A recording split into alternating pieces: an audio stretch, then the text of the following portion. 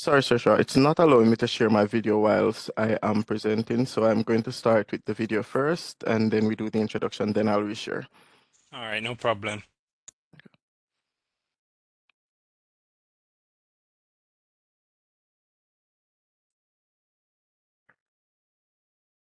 All right.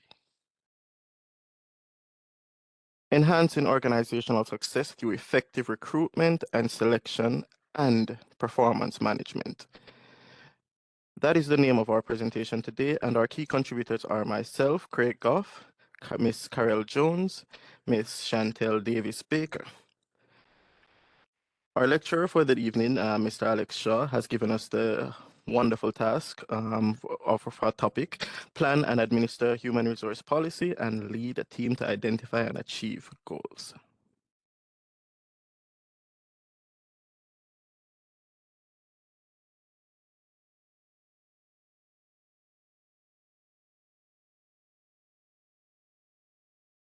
All righty.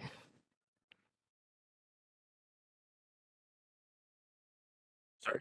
With that said, we have taken the opportunity to look at a wonderful company, Nestle Jamaica, which is a member of the Nestle ADC, which is the Anglo-Dutch Caribbean region, and looking wider at Nestle Global, which is headquartered in Switzerland. And now Ms. Jones will lead us through our introduction. Good afternoon to my team members, and also a special good afternoon to our invited guests. Policies are clear, simple statements of how an organization intends to conduct its work, be it services, action, or business. It guides the standard operating protocol of an organization. The Human Resource Policy is one such document that broadly contains details on employing staff, managing employee performance, dealing with employee concern, and supporting staff in the organization. It aims to describe organization practices such as employment, compensation, benefits, leaves, hiring and termination procedures, and other pertinent information. We will be focusing on recruitment and selection and also the performance management. These practices are fundamental in shaping the workforce and driving organizational success. The objective of the human resource policy. The broad objective of the human resource policies are to provide formal procedure on hiring, induction, termination of employees, to provide clear reporting structures that spells out who's in charge and how tasks are to be accomplished in the organization. It has been that an employer is usually held accountable for bad behavior of his or her employee, especially when that bad behavior affects other employees, target groups, or individuals.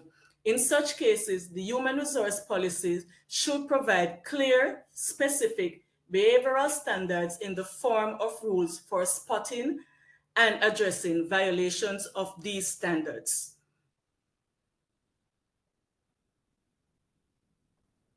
I now hand you over to Mr. Goff. Thank you for that, Ms. Jones. Recruitment and selection. Wow, these sounds like very big words but let's see if we can break it down to make it a little easier for us to understand. So what is recruitment and selection? The American Psychological Association 2018 describes this as recruitment is the process of finding potential candidates, while selection is choosing the best fit among them for specific roles. According to APA, that's the American Psychological Association, they are essential HR functions, crucial for acquiring talent aligned with organizational goals. Now, Nestle being the global leader, we take this very seriously. Recruitment and selection, we have an entire branch of the company devoted to talent acquisition and talent retention. Now, just giving you the recruitment and selection process. Seems a little complicated, yes, but let's simplify it. Right? The key components of this policy. Now, recruitment and selection policy composes of several key components. Just touching on a few of these, job analysis is the first one. To understand the role requirements. What is required of the role, what type of work is going to be needed, what the persons will need to be doing, the working conditions. All of this is key to developing your policy. Your policy has to be able to speak to what the organization's human resources will be. So we know personnel is very vital. Speaking to now the recruitment strategy, which is number 2, and vacancy announcement through various channels. Now, we have a video which we will be sharing on another slide, but we'll speak to some of the recruitment strategies that we at Nestle use. So how do we get this vacancy out to the public? Nestle has many different avenues that they employ. We have applicant screening. Now, we at Nestle, we use an AI which just reads resumes to select key terms. So when you submit your resume to HR, we run it through this and it just picks out the key terms and say, okay, yes, this person is more fit. That's a bit rigorous. It's a bit rudimentary, but it's one of the way how we are able to sift through the thousands of applications that we receive ever so often. We have interviews, assessments. Interviews, this is your meet and greet, getting to know your person, getting to understand how they fit. Your assessments, these follow in different ways. So you do have assessments. Some companies offer assessments where it is they're testing you on certain areas. And key, your reference checks, your decision making, and key and very important, offer and acceptance. Now, at Nestle, from our global HR department, under our policy, we take it a bit further in terms of our probation review. Now, Nestle's probation review is actually called a 360-degree feedback. So this is done at the end of 6 months. But prior to that, your manager must give you your 30, 60, 90 evaluation, meaning what it is that you need to achieve within the first 30 days of your employment, what it is that you need to achieve within the first 60 days of your employment, what it is that you need to achieve within the first 90 days of your employment. This evaluation is used to ensure that you're not going in blind, you're not just working blindly, you know exactly what you're focused on, what your tasks are, and it's clear, it's concise. How significant is this policy? Now, recruitment and selection, as I mentioned before, it's crucial for any organization, right? In a company like Nestle, Nestle being the global leader in food and beverage, this is even more so. This bears the most significance as it relates to talent acquisition and retention. As I mentioned at Nestle, we have an entire department from our global team that is devoted to talent acquisition and retention. This means that we are trying to get the best fit, the best persons. We are trying to train the futures, and we're trying to keep these employees. That all forms are part of our recruitment and selection, because we don't just want to recruit persons, bring them into the organization, and have them leave. So part of our recruitment is retention, maintaining brand reputation. Nestle, again, the global standard. We have to be the best. We have to have the best. And in being the best, our brand is known worldwide. We have to maintain that reputation. We have to maintain the reputation of being the best. So the key significance of this policy, the rationale, why do we have this policy? Why do we have such a rigorous policy? We have to maintain our brand. We have to drive innovation and growth. Again, industry leaders have to be ahead of the curve. And to be ahead of the curve, you have to be able to recruit the best talent. You have to be able to reach persons where they are. You have to be able to motivate persons to want to work for you, right? We have the cultural alignment and employee engagement. Now this speaks to how best persons acclimate to your environment. How are your employees engaged? How do they feel as a part of the company? And last but not least, legal compliance and risk mitigation. legal compliance, meaning Nestle not just has to comply with the local laws regarding employment within the markets. However, we also have the global standard. So everyone across the world, regardless of what, we have to ensure that we are conforming to the global standard, which the global standard is always, if you ask any Nestle employee, harder than the laws for the company. Right? Now, some key terms and subheadings. I'll hand over to Miss Baker so that she can run you guys through this. Good evening, everyone. I am Chantel Davis Baker, and I'll explain the different key terms and subheadings that is utilized in development of policies. We have key terms such as introduction, scope, key definitions, policy statements, responsibilities, procedures, compliance, review, and revision.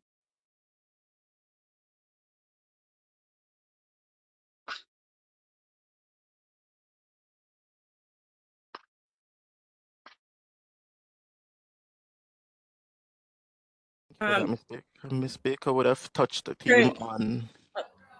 Just a minute before you move on to the next slide. As it relates to the 8 scopes, the 8 key terms and subheading that makes up the policies.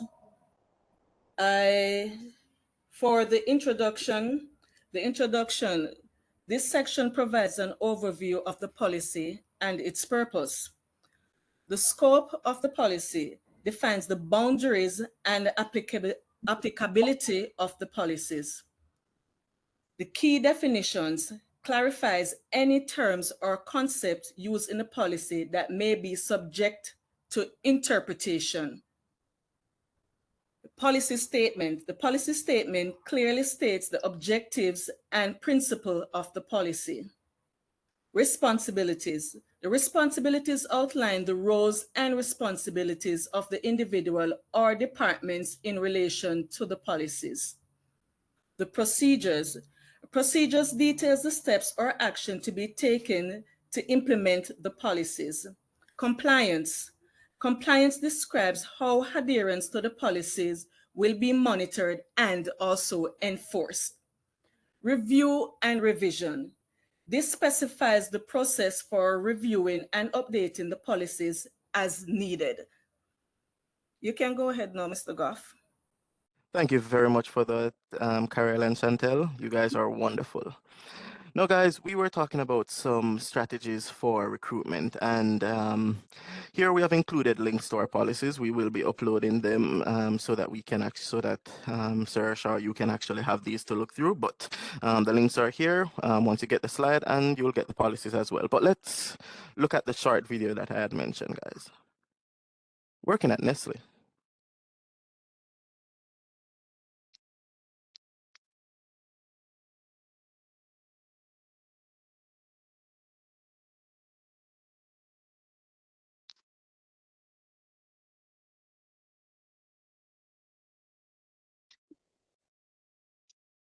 No audio.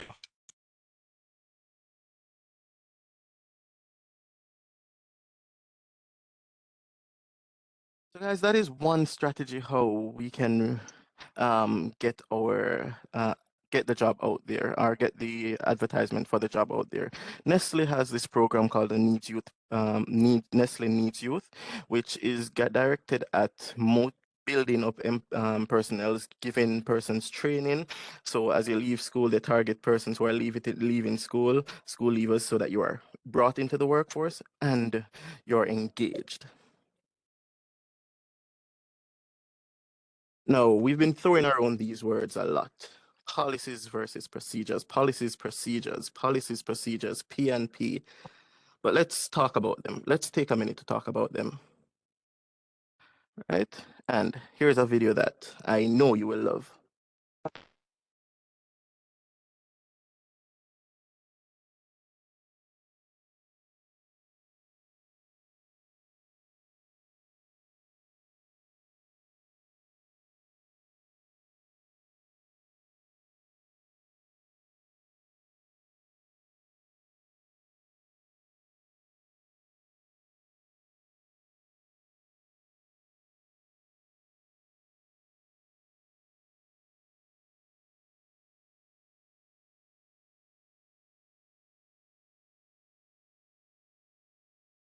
Craig, I'm not sure why they're not getting any audio because we're not hearing it. Sorry, you guys are not hearing? Sorry, is everyone hearing or is No, we're no? not hearing the audio. Oh, no. Why is my audio not going over? Let me try to start it over and see if that will correct the problem. Let me know if you guys are hearing. Are you guys still not hearing the audio? No.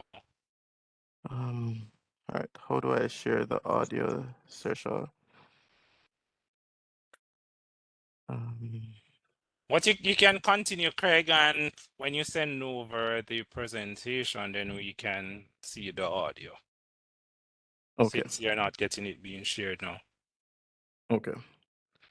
So you probably can speak about the comparison, if you can do that. Yes, we do have a slide that will speak to that. Okay.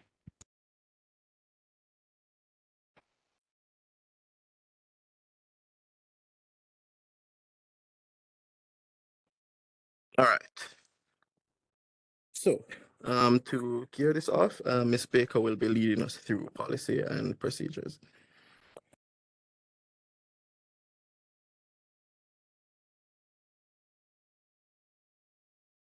Evening. So we want to differentiate between policies and procedures. So what is a policy? A policy is a formal standard that provides the overall guideline on how your organization conducts operations on a specific topic. It is used to set direction and influence certain decisions. It also characterizes the general course of action, objectives, and boundaries for that decision. How you know if a policy is good? It must be clear and you must be able to understand it. People affected by the policy also share their input in its creation as well. So it has a logical and consistent framework. It also explains the rule governing a decision, but it does not show how to implement it. It explains, all right, again, and employees can easily access it. Unlike in my situation, I was turned down. No, it shouldn't be that way. It is versatile and has the scope for modification based on operational changes. So you don't have one from 1989 and you say, okay, it can work today. No. The examples of policies an organization can implement include employment hiring policies, holiday entitlements, maternity and paternity benefits.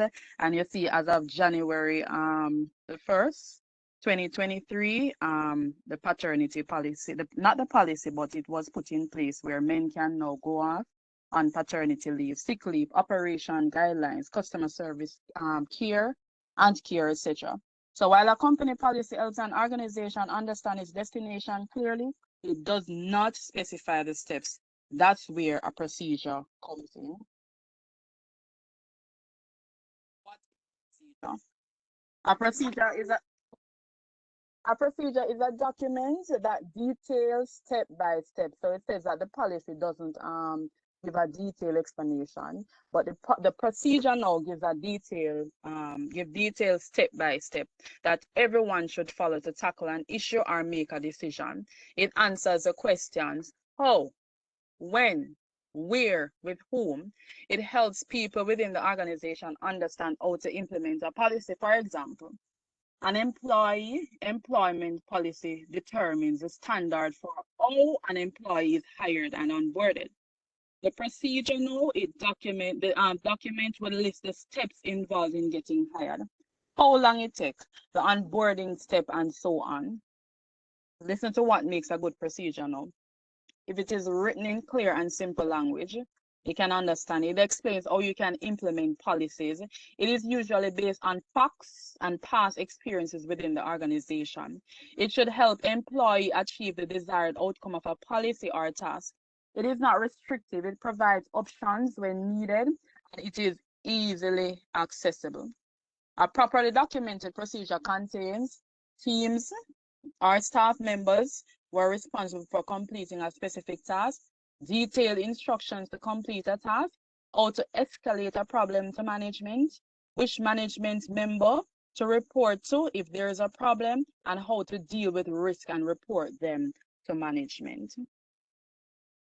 So we are gonna differentiate no, so we have the key difference areas.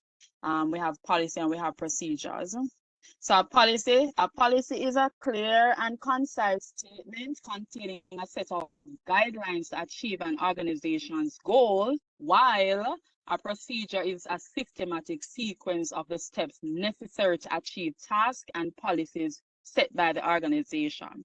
As it relates to goals now, a policy reflects the organization's missions and values, while a procedure defines the application of the policies of the organization. As it relates to the nature of each concept, so policies are usually flexible and give room for changes in exceptional situations. They are less, so the procedure now are less flexible. Instructions have to be followed step by step to achieve the outcome. Or they are implemented. So a policy is best implemented when it is completely accepted by the staff of an organization completely. While a procedure, it is best implemented following a systematic and a logical process. This allows for easy implementation. The elements involved. So while a policy includes the terms and conditions that guide an organization in its decision making, the procedure includes sequential steps that direct the people responsible for carrying out a task. As it relates to change requirements, our policy can only be changed through a review process by the administrative team members, while a procedure and operation can be changed based on discretion at the operational level if a certain step is not practical within the working environment. So a policy is needed to achieve an organization's objectives, while a procedure is needed for properly implementing policies. Thank you very much for that, Ms. Baker. Now, Welcome. we have been touching team on recruitment and selection policies, and these are essential for an organization, right? However, they may have potential shortcomings that could hinder their effectiveness. In the case of our recruitment and selection policy at Nestle, we have two. We have a lack of flexibility and we have a lack of adaptability to region. Now, what this simply means is this. At Nestle, the policy is governed by our global team. Now, our head office would review the policy and then would implement it would issue it to the region so that they implement it on the regional level. Now, what that is saying that we have the step-by-step that we have to follow. We have these policies that we have to adhere to. Now, most persons in Jamaica are used to, if you're going through the recruitment process, you're going at two interviews to get the job. So you have your phone interview and then you have the face-to-face interview. And that is the case for most persons going up to the management level. For Nestle, that is not the case. Our global policy dictates that we have to have a screening. So we have the phone screening, then we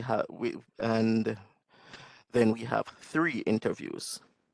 3 interviews make up, and there has to be a quorum, so there has to be a minimum of 3 persons on that panel. So you'll have a member of the commercial team, you'll have a member of the department that you're going, that's the hiring manager at one level, and then you would also have a member of HR. Now, I'm not sure about you guys, but for us in Jamaica, that is a lot of time-consuming effort. So that is a bit what we're saying. It's not as flexible as we would like it to be, and we have to adhere to this. Now, let's talk about some of the pros and cons, the advantages and the disadvantages of this wonderful policy, guys. Now, we have, I like to go with bad news first, so let's start with the disadvantages, right? This policy at times, guys, is very rigid. It has rigidity, meaning Nestle's standardized recruitment process may lack the flexibility to adapt to the specific need or preferences of candidates. Meaning, yes, we may prefer say persons would prefer myself to do something, but then, and I would have a leg up. But based on how the policy is structured, we have to have a level of fairness. So even though, yes, this person internally may be the best person for the job, you have to go through this policy. You have to go through the steps in order to properly recruit and to be compliant. There's a lot of bureaucracy at times. As I mentioned, we have a screening before the interview and then a minimum of 3 interviews, which comprises 3 panels. It's slow in terms of decision making. So at times, guys, based on that and how it's structured, if you're doing 3 interviews and you're interviewing 20 candidates, 3 times 20, that's 60. You're looking at approximately 60 interviews you're going to conduct. That's going to delay your process, how well you need someone to step in, right?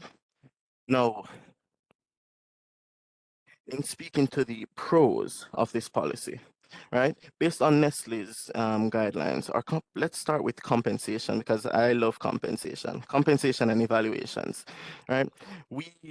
Our policy is so robust that it determines what our pay structure should be, regardless of the market that we're in, regardless of the region that we're in. We have to be within a certain band.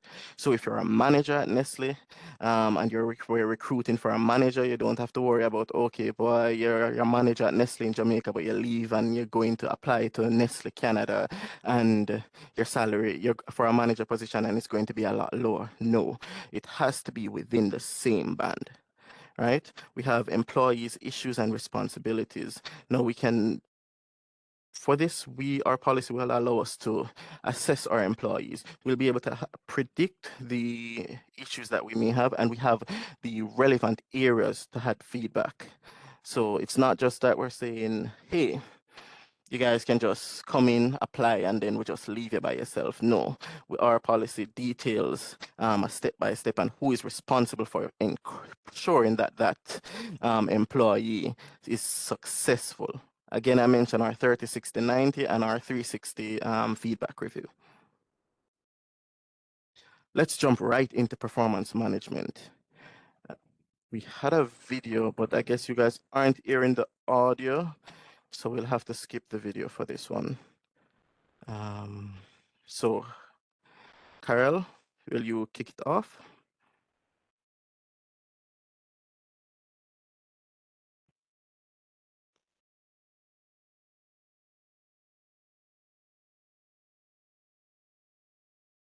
Good evening again, everyone. What is performance management? To answer the question, what is performance management, Michael Armstrong and Angela Barron offered a very concise definition which states that it is the systematic process for improving organizational performance by developing the performance of individuals and team.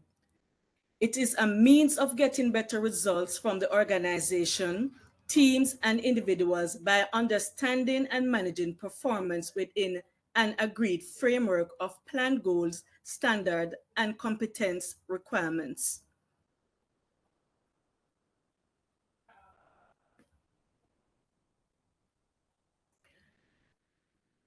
Provide a rationale and significance for performance management policy within the Nestle Jamaica Limited. All right, guys. So we're looking at goal alignment. Now, Nestle, as well as I know most companies may do this, they hire goals. So each employee's goals, or rather the goal for your function, must be aligned with the company's overarching goal. So Nestle Global team will set our goal for the year, and then that will be disseminated to the zone will disseminate to the region to the market to the respective companies, and companies via departments and respective employees. So ensure that whatever we're doing is leading towards the goal of the company.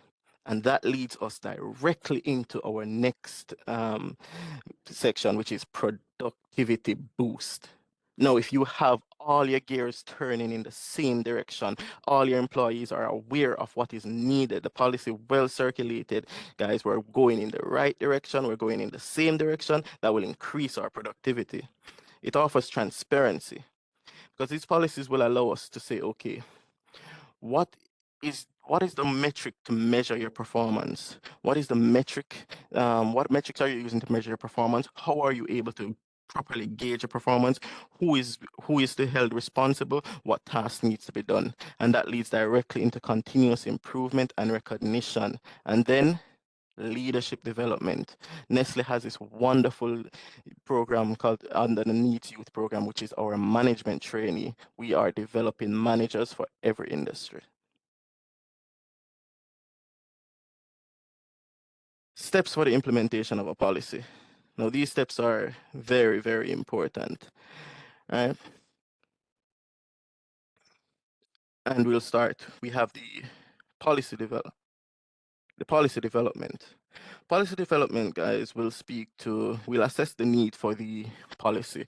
We will go through the relevant area to ensure that, okay, we identify the need for the policy, we conduct our relevant research, we gather the input from our stakeholders, we draft the document, a policy, and then we go through an approvals process. Approval process, I won't touch on approval process right now, guys, because I have a next slide to speak to that. But our communication plan, how do you get the information out to your team, right? Training and education, how do you educate persons, how do you keep persons informed about this policy? Implementation timeline, what time frame are you using? When do you want this implemented? Monitoring and evaluation, who is responsible for monitoring the policy? Who is responsible for ensuring that the policy is working? Enforcement and compliance, ensure who is responsible to enforce the policy, to ensure that the policy is in full effect? Who is responsible for making sure that we're compliant? Compliant meaning that we're adhering to the policy. And continuous improvement, ensuring that every step of the way we are improving along the way. Now, at Nestle, our approval process for our policy is very rigorous, right? And I must add that the two last slides are a bit rudimentary, but let's go through the main process. We start with the process owner who drafts the policy. Now, the drafting of the policy, guys, that as we mentioned is the development of the policy, right? So now you in your department, at some areas or at some level, you will be tasked to develop a policy, review by a department head. Now, every department has a head. So whether you're the head of supply chain, you're still in a specific function. So you have a person who you report to. Now, following that, HR, if the department head signs off, it moves on to the HR review. HR has to review the policy. Whatever policy we're developing, regardless of what area of the company, operations, productions, finance, it has to be compliant with the laws. So it has to go through an HR review. It has to go through a legal review. Following these review, you go back to the department head for the sign off. If at any point during this approval process, there is changes. So if you send to HR and HR say, no, you can't have your employees following this policy, this is against the law, it goes right back to the process owner. If it reaches all the way up to the legal team and the legal team says, no, this is against the law, back to the process owner. The process owner has to be the one to amend the policy, and then it goes back through the review, and they have to document the edits that they made. So you're going to say, okay, you changed this in the policy based on the advice of the legal team. You have to document that to say, okay, you have another sub-heading to say this was changed based on that recommendation. The final policy will not include it, but the draft documents have to include it so that the department head can see, or the relevant persons approving will see, why am I getting back this document? Now, once everyone signs off, HR, the department head, legal, it has to go through our MLT. Now, unlike most companies that have a EMC, which is our executive management committee, we don't have one at Nestle. We have a management leadership team, all right? And that team is basically our executive body that has to sign off on the policy. We have it at a regional level, and then we have it at a global level.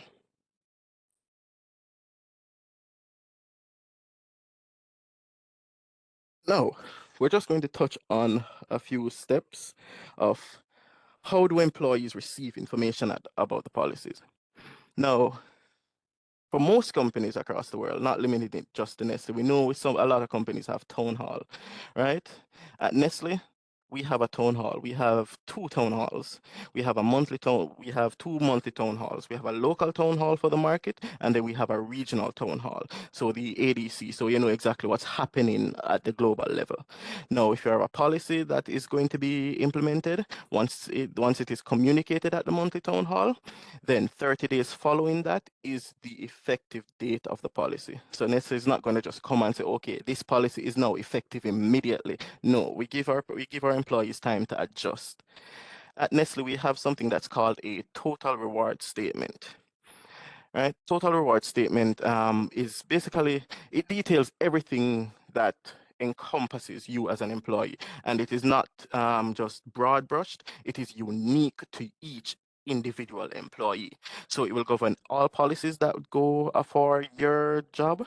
It will govern all your benefits. It will govern all your compensation. It will govern everything that you're eligible for in the company, whether learning and development or loans or other things. Now, we get email memos and printed memos. This is something that we can ascribe to at every level. Right? So how are employees kept informed about the changes and developments in the organization? Now, I know these are some terms that are just thrown out there, so let me just take a while to clarify these. So at Nestle, we have 3 different levels of reviews. We have a DOR, which is a daily operational review, which is a daily meeting with your department. So your department head comes, your department head or your supervisor is usually the one who leads these. You have a weekly operational review. So this is usually level at the senior managers. They come and they lead these. You have the monthly operational review. Now, this is where our MLT usually chairs. So you will have these persons always coming to give you this information. You have these forums that you can reach out to your employees, to your supervisors, managers, executives at every level. At Nestle, we also utilize Workplace by Meta, which is like Facebook for work. And again, we mentioned the monthly town halls, total reward statements, and emails.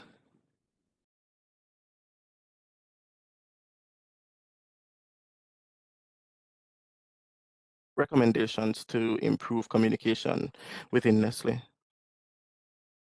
Nestle has, for want of a better word, they have been moving a lot away from the hard copies, documents.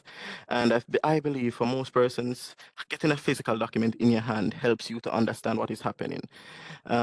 We do have times, so that is one recommendation. Bring back paper documents. And also simplify the policy wording.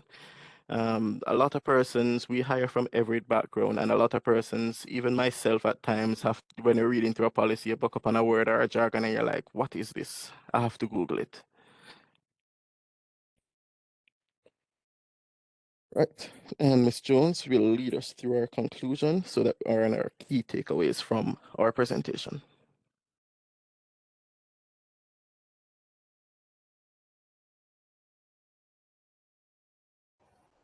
In conclusion, by far, I know a lot of my fellow teammates and myself are saying Nestle is the place to be. Nestle is the company to join. So speaking on behalf of some of our team members, Craig, whenever there's a massive recruitment, please inform us. Recruitment and selection as defined by the American Psychological Association are vital HR functions aimed at finding the right talent for specific roles. At Nestle, these processes are crucial for talent acquisition, brand reputation, innovation, culture alignment, and legal compliance. While effective Nestle recruitment and selection policies may face challenges such as rigidity and global adaptability, the process offers global reach and structured approach, but can be slow and bureaucratic. Performance management is another critical aspect for Nestle, ensuring that employees align with organization goals and grow professionally. This process involves setting goals, providing feedback, evaluating performance, and rewarding achievements. Implementation, such as policies, requires careful planning, communication, and execution. Nestle's approval process ensures thorough review and compliance before implementation, ensuring alignment with strategies and objectives. And now we have our detailed references cited, which will be sent, sir, so that you can actually validate our information.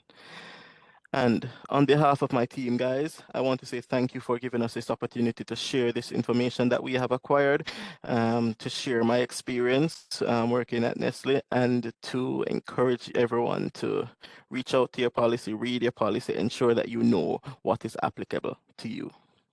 Thank you. Thank you. Thank you, Craig. We're not gonna give feedback now, right? We'll give over, right? But I'm the group which is Damil groups. Damil, if you're not ready, Ferrona is ready. Me know if you're ready, or if Ferrona can go ahead. Damil?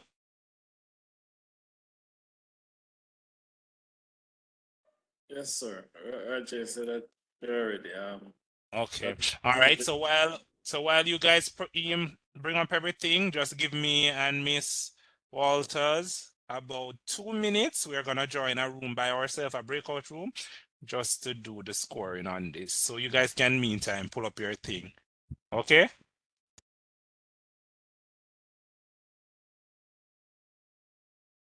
Don't like how that sounds, sir. That sounds like we're going to get a rough grade. Don't worry about that. uh,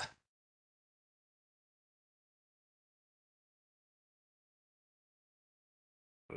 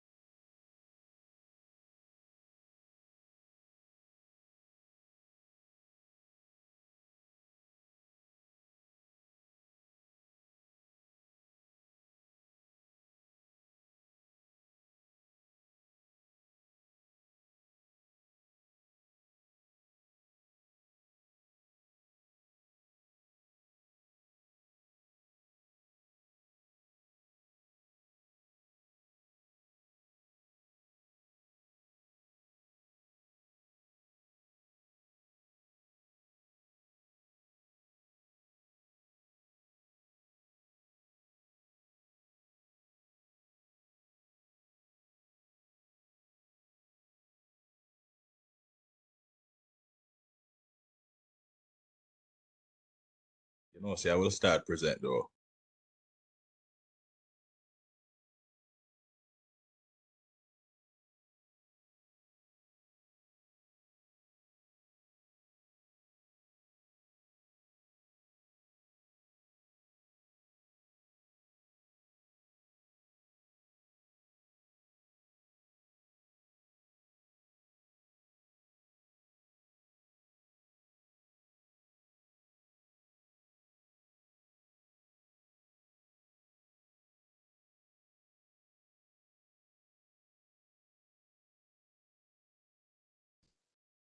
Right. Thanks for being patient, guys. You can proceed now. Thank you. Let me go ahead and just a minute, just a minute.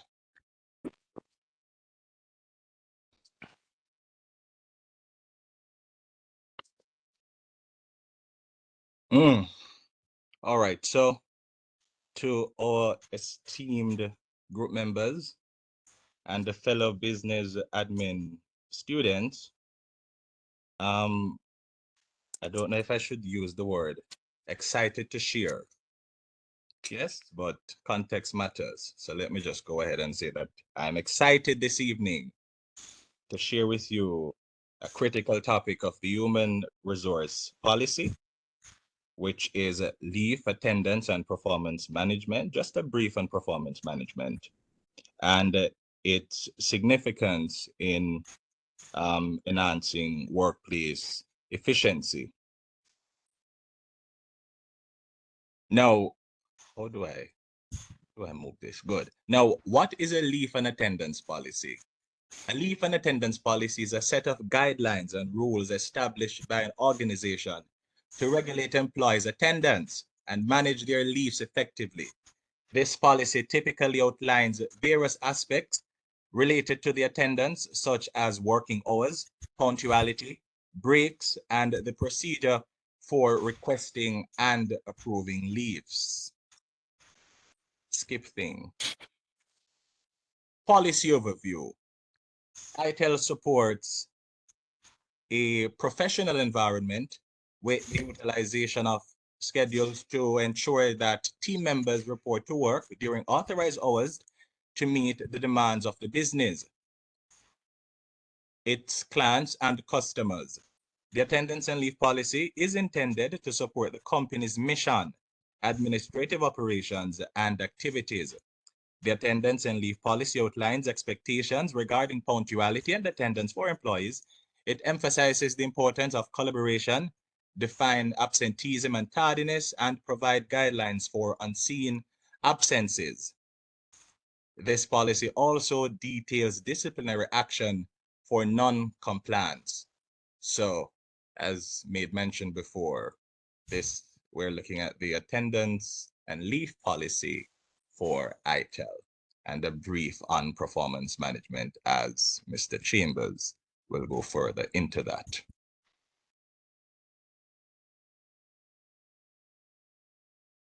Now, the rational significance for policy with the organization, or within the organization rather, it is managing workforce, and through setting clear expectations for employees' presence and leave time, this policy ensures sufficient staffing levels to meet operational demands, thus sustaining productivity and averting disruptions from unexpected absences.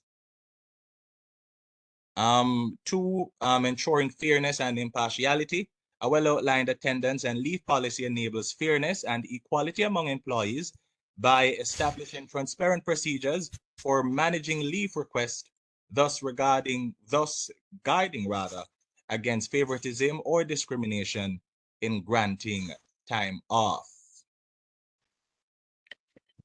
And third, compliance.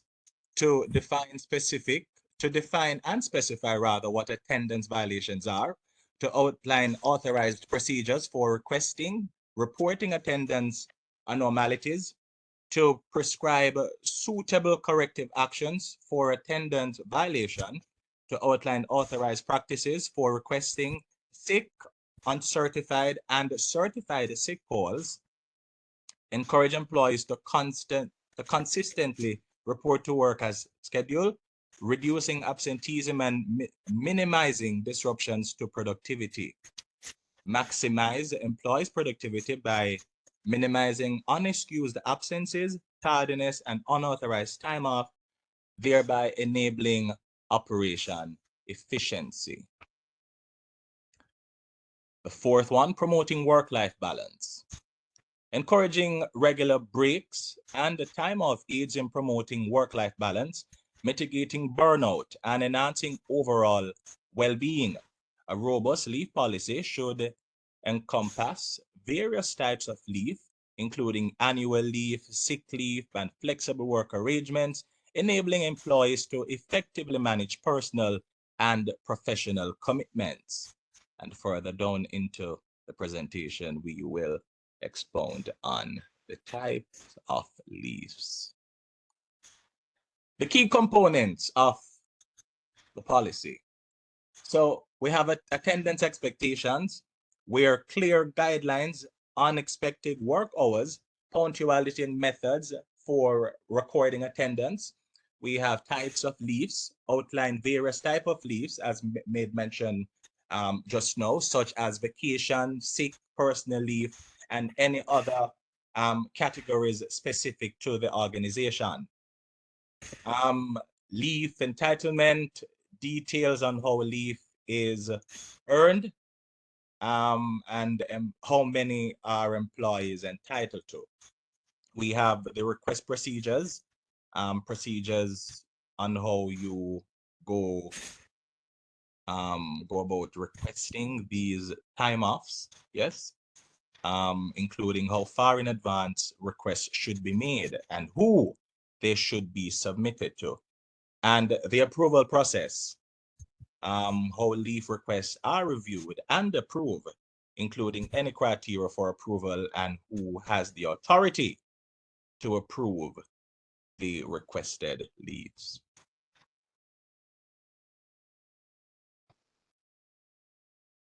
Next. All right, so here we have the types of leaves within the organization. We have maternity, we have sick leave, vacation leave, bereavement leave, leave of absence, medical emergency, and jury duty. But due to time constraints, I will only be focusing on the more popular ones, yes? So maternity and vacation leaves. So for the maternity to be eligible, the team member must be a full-time female team member who has been employed by the company for a total of 12 consecutive months. And, you know, team member must have completed this prior to going on maternity leave. Said female team member are entitled to 12 weeks maternity leave, the first 8 weeks paid, while the last 4 weeks will be without pay. And you know this is within accordance with our labor law. Mr. Shaw, I'm not sure if it's your audio hearing. As for the vacation leave, within the first year of employment, each team member will gain vacation as soon as they are employed at a rate of 1 vacation day for every 22 days work. This means, let us say, for example, if you are within that 22-day cycle, let us say, and you are absent, you know, 1 day within that, you know, you will have to wait as you have to work consecutively, the consecutive days. And, you know, vacation can be taken once a team member has completed 6 months with the company or at the discretion of the head of the department, which is the HOD. As for the sick leave, my favorite, all team members are eligible for paid sick leave once they have completed the 110 work days prior to this eligible period team members are not eligible for paid sick leave. Yes, so if you work this time within the company, then though you will see the sick day within whatever portal your company uses, or my company per se, if you see it in the HR platform, though it is there and you haven't reached the 110-day work period, the sick day will be applied. However, it will be without pay. And as stated before, you earn 1 sick day for every 22 days worked. And a team member is eligible for the full 10 days sick leave once they have completed 220 days worked, and any sick days that are not used are not rolled over to the anniversary year. Yes, once upon a time it was so. No, nope. Understanding key terms. Yes, subheadings. Too slow. Attendance shortfall outlines the consequences for unexcused absences, helps maintain productivity. Late is defined as team members signing into the HRMIS, that is known like the HR Plus platform, after their scheduled shift start time. Leave early is defined as team members not working through the end of their assigned shift. No call, no show, NCNS, is defined as absence from an entire shift without calling to report it. And adherence can be defined as to when a team member being present for work on the day he or she scheduled, or otherwise based on any documented shift exchanges per scheduling software provided for staff access, within which such exchanges should be documented. And right here we have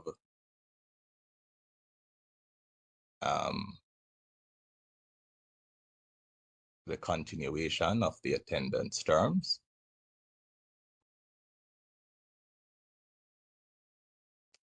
And these are the disciplinary measures for the attendance policy within the organization.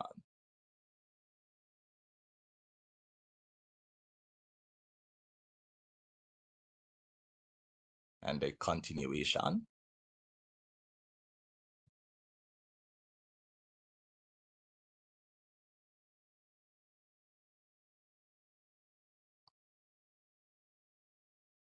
All right, so this outline understanding the key terms and subheadings, approved expectations.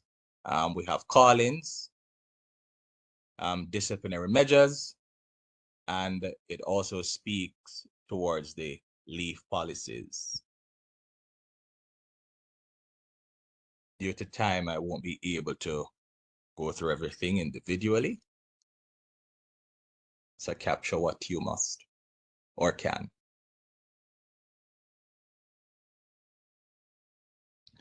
All right, so right here we have the differences between policies and procedures.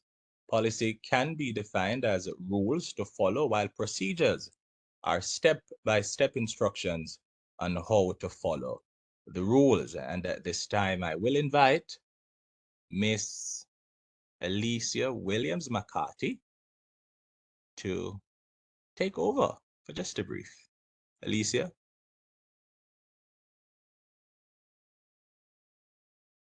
Thank you, Mr. Rajay Johnson. I will be taking up critique and analysis. Performance bonus in fractures. If a team member is absent for more than 4 hours during an 8-hour shift, or accumulates more than 4 hours of absence within a 10 to 12-day cycle, they become automatically disqualified from receiving the company's bonus. This policy is in place because of attendance serves as a gatekeeper for qualifying for the bonus. Please note that even if a team member meets or exceeds other performance target, Failing below the 95% attendance threshold means they will not be eligible for this bonus. Next slide. Unclear communication channels. In Jamaica, we tend to exceed he say, she say, him did say culture, and this can have mental culture, and this can have on individual and society as a whole. Excuse me. This type of culture enables misunderstandings, which often lead to conflicts, mistrust, division within our communities.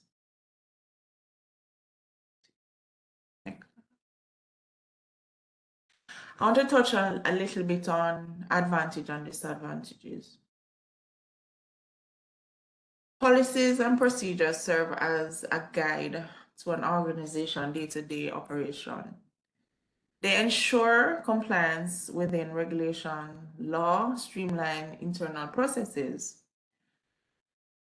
It enables an advanced planning of absence.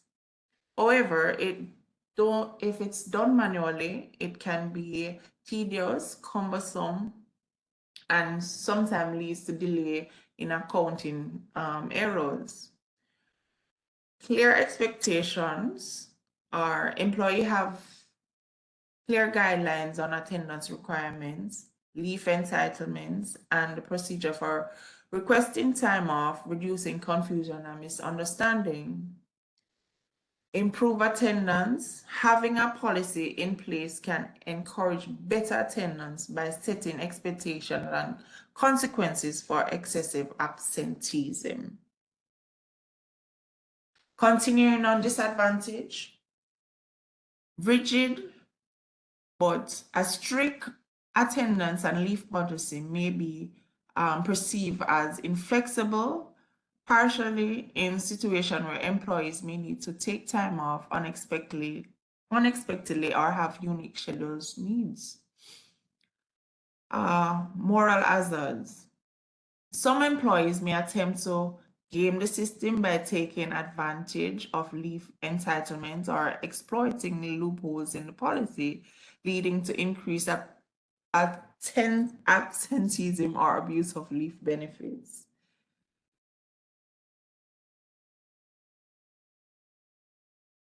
Okay, for ITIL, these are some of the steps that is used to implement the policies. They define attendance expectations. They implement attendance tracking system. They define attendance by the categories of employees that they have.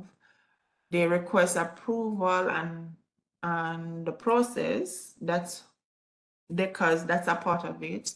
Clearly outline consequences for non-compliance. Documentations is a requirement, communication, flexibility and accommodation, and reviews are done.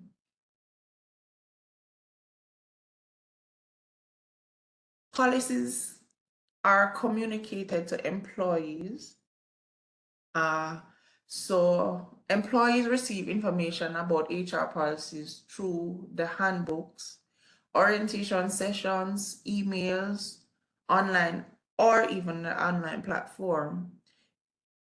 Keeping them informed about changes is crucial for maintaining compliance and other moral stuff for the entity.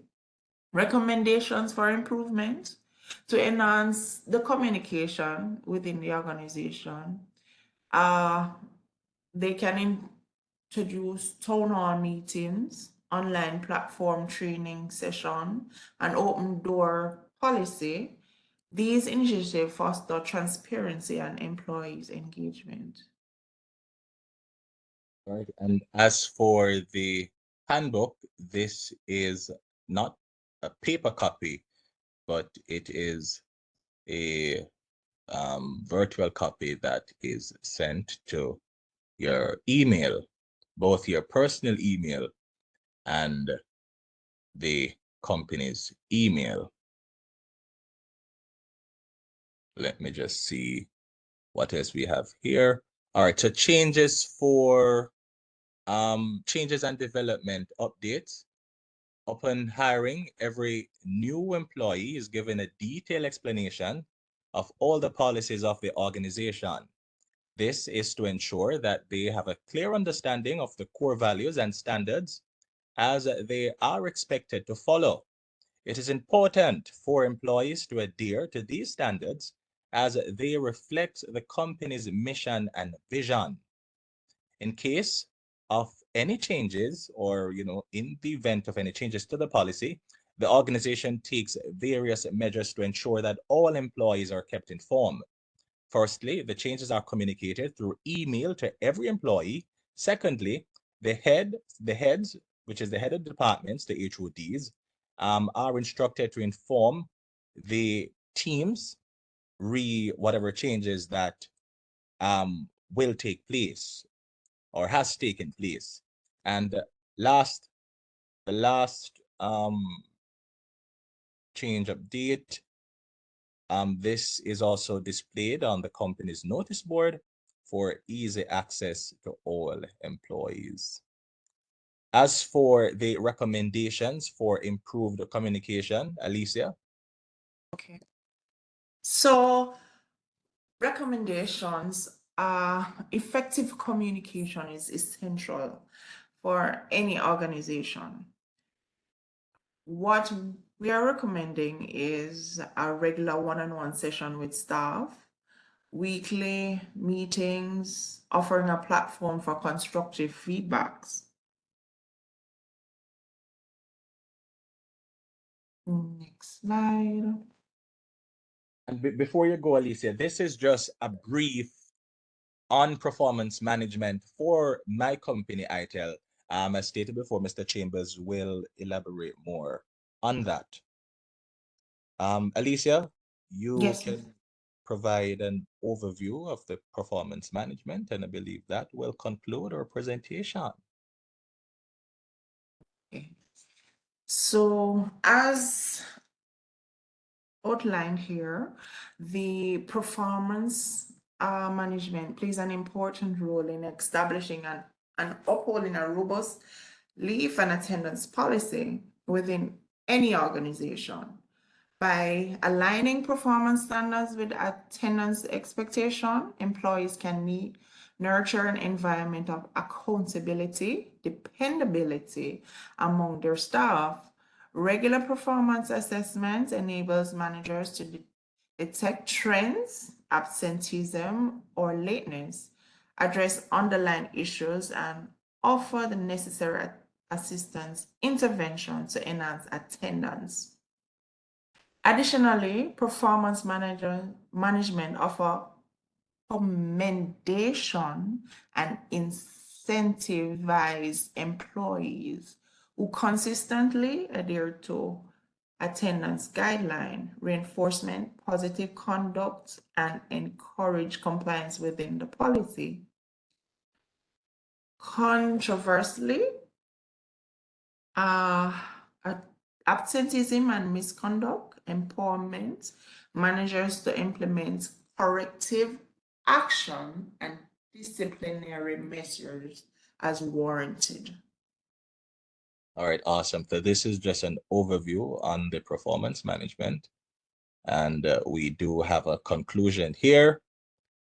Due to time, I won't be able to read it. However, should you see a need per se, we can go ahead and take a screenshot.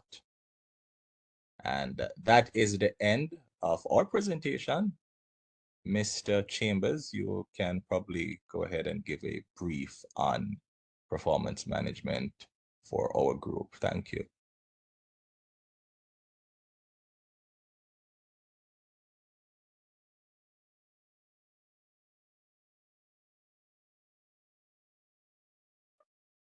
Good evening, everyone. All right, so I'll be taking the performance management system up a little notch. Hold on, Mr. Chambers. Mr. Shaw, I'm just seeing your message. If I did introduce my members, I believe I did. Sorry, Mr. Chambers. Okay. All right. So we'll be looking at the Jamaica Constabulary Force Performance Management Appraisal System, PMAS.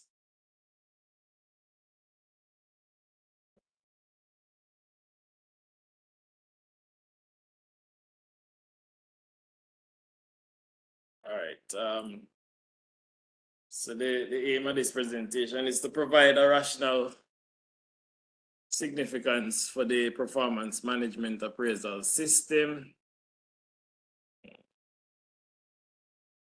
key components of the policy, explain the different key terms subheading that is utilized in the development of the policy, differences between policies and procedures, well, as Rajay would have touched on that, critique the policy shortcomings, highlight the advantages and disadvantages of the policy, steps for implementation of the policy, ways you receive information about HR policy, different ways or employees kept informed about changes and development in the JCF, and recommendations to improve the manner of communication within the JCF, that's the Jamaica Constabulary Force. All right, the background of the PMAS system, the Performance Management Appraisal System, PMAS, arose out of a policy directive from the Cabinet Office. Required is a structured performance management system for all public sector ministries, departments, and agencies. Thus began the process of implementing the PMAS for all sworn and unsworn members of the JCF. Sworn would be in the sense that active members, uniform members who are sworn to serve and protect, as also other employees of the JCF who are not so sworn.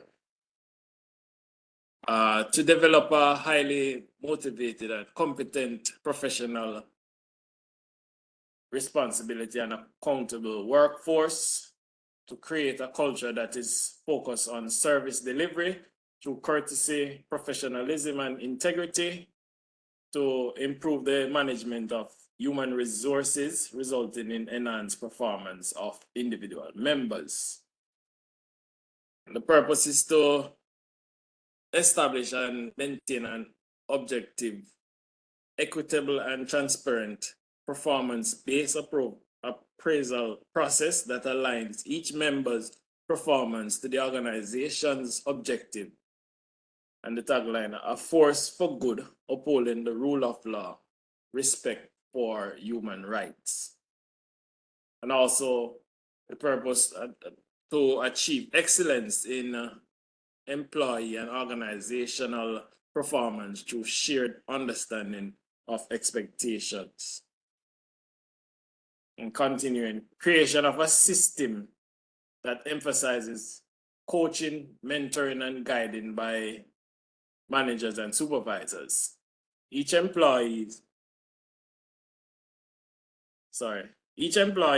is to be afforded the opportunity to personal growth and development in their work life through frequent feedback and training. And the scope applies to all sworn and unsworn members of the JCF, public sector at large. Function as a guide for the evaluation of members in the planning and development, coaching, rating, monitoring of performance, and on a continuous basis. Completion of the appraisal exercises is mandatory. The system is crucial to the effective management of the JCF's human assets in terms of their development, motivation, and retention. Some important timeline within the PMAS cycle to note. The work plan correspondence, and we'll go a bit deeper in work plan a little bit from this. The fiscal period is normally the period normally starts the 1st of April and ends the 31st of March the succeeding year. So for example, the 1st of April 2022 to the 31st of March 2023.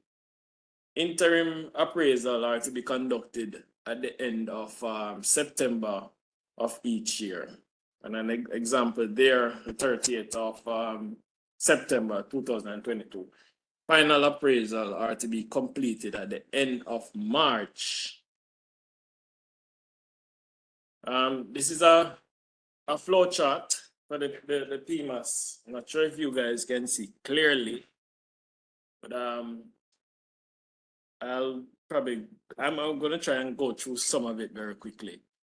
So it's with the job description, work plans are prepared and agreed.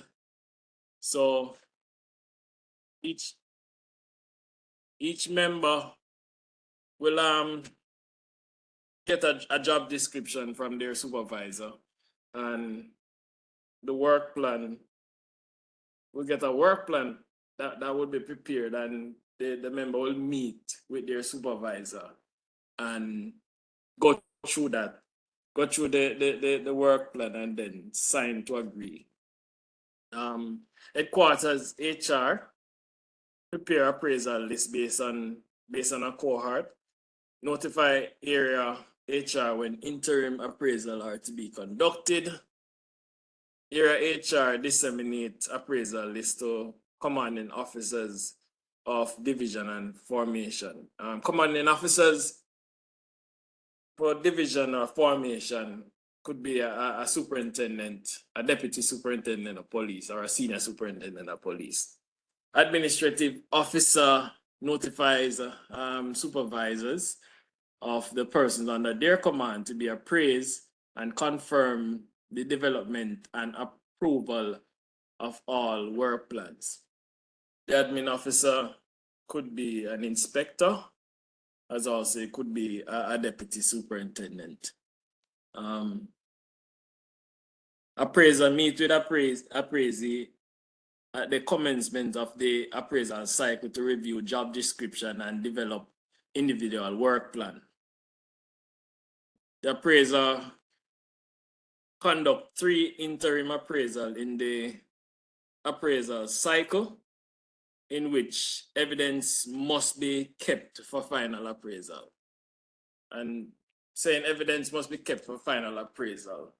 For example, I'm a supervisor and a member is an habitual latecomer. And I would have spoken to that person, and in preparing evidence or generating evidence on each occasion, I would have spoken to that person. I would make a note, maybe in my personal diary or in the station diary, and I would inform the member that I would be doing so. So at the end of the appraisal period, if the highest grade is, say, 5, for example, and I give that member, say, 3 or 2, if that member disagrees, then I would have evidence to substantiate the reason why that member was given that grade. All right, I'm right here. Appraiser conduct a final appraisal and provide a copy to the appraisee. Okay. All right. Time. So I'll be moving along. All right. Documents used in the appraisal process. Corporate and operational plans, job description, unit or individual work plan, interim appraisal form, final appraisal form, and performance appraisal abstract. Some key responsibilities. So I'm just gonna touch on a few of them. Responsibility of the supervisor or the appraiser. Job description and the individual work plan. It is the responsibility of the supervisor to conduct a meeting, appraisal, which would call an appraisal interview with the employee or the appraisee at the commencement of the performance appraisal cycle. Discuss job description, development plans, development work plan. Ensure that the job description, work plan, and interim appraisal are retained locally and are available to the appropriate authorities for inspection. Interim appraisal, period that should be conducted during the cycle, as I said earlier. The final appraisal, ensure that the final appraisal interview is conducted and an appraisal report completed for each member. And for the final appraisal, whenever that is done and the member is so graded, then the member would be called in, the appraisee would be called in and to review and agree or disagree. And if they disagree, there's a channel for that. Steps or implementation. Implement and maintain an appraisal cycle whereby every member of the organization is allocated an appraisal period for the purpose of administering the performance appraisal, develop and ensure that job description are prepared and maintained for all positions within the Jamaica Constabulary Force for both sworn and unsworn members. And in the interest of time, I'll be moving through. So just look, take a picture and see what's happening. That's a lot of information.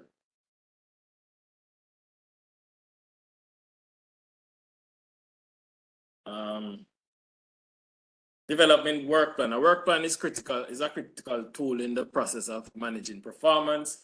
The drafting of a work plan fosters a culture that focuses on output and how they are achieved.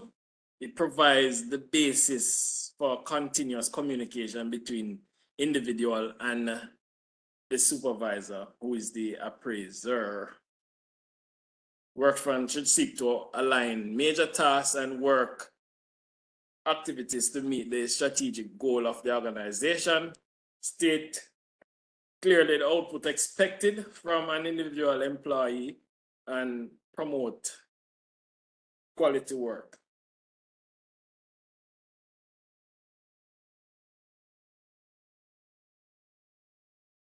Been a long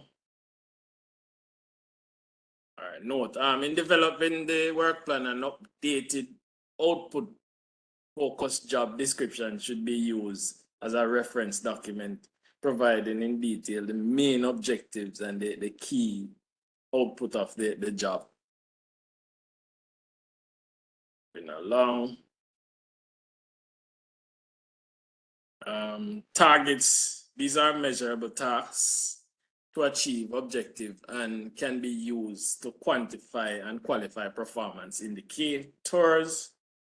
Performance indicators. These are qualitative and quantitative means of measuring an output or outcome, which is the target, with the intention of gauging the performance of the person being appraised.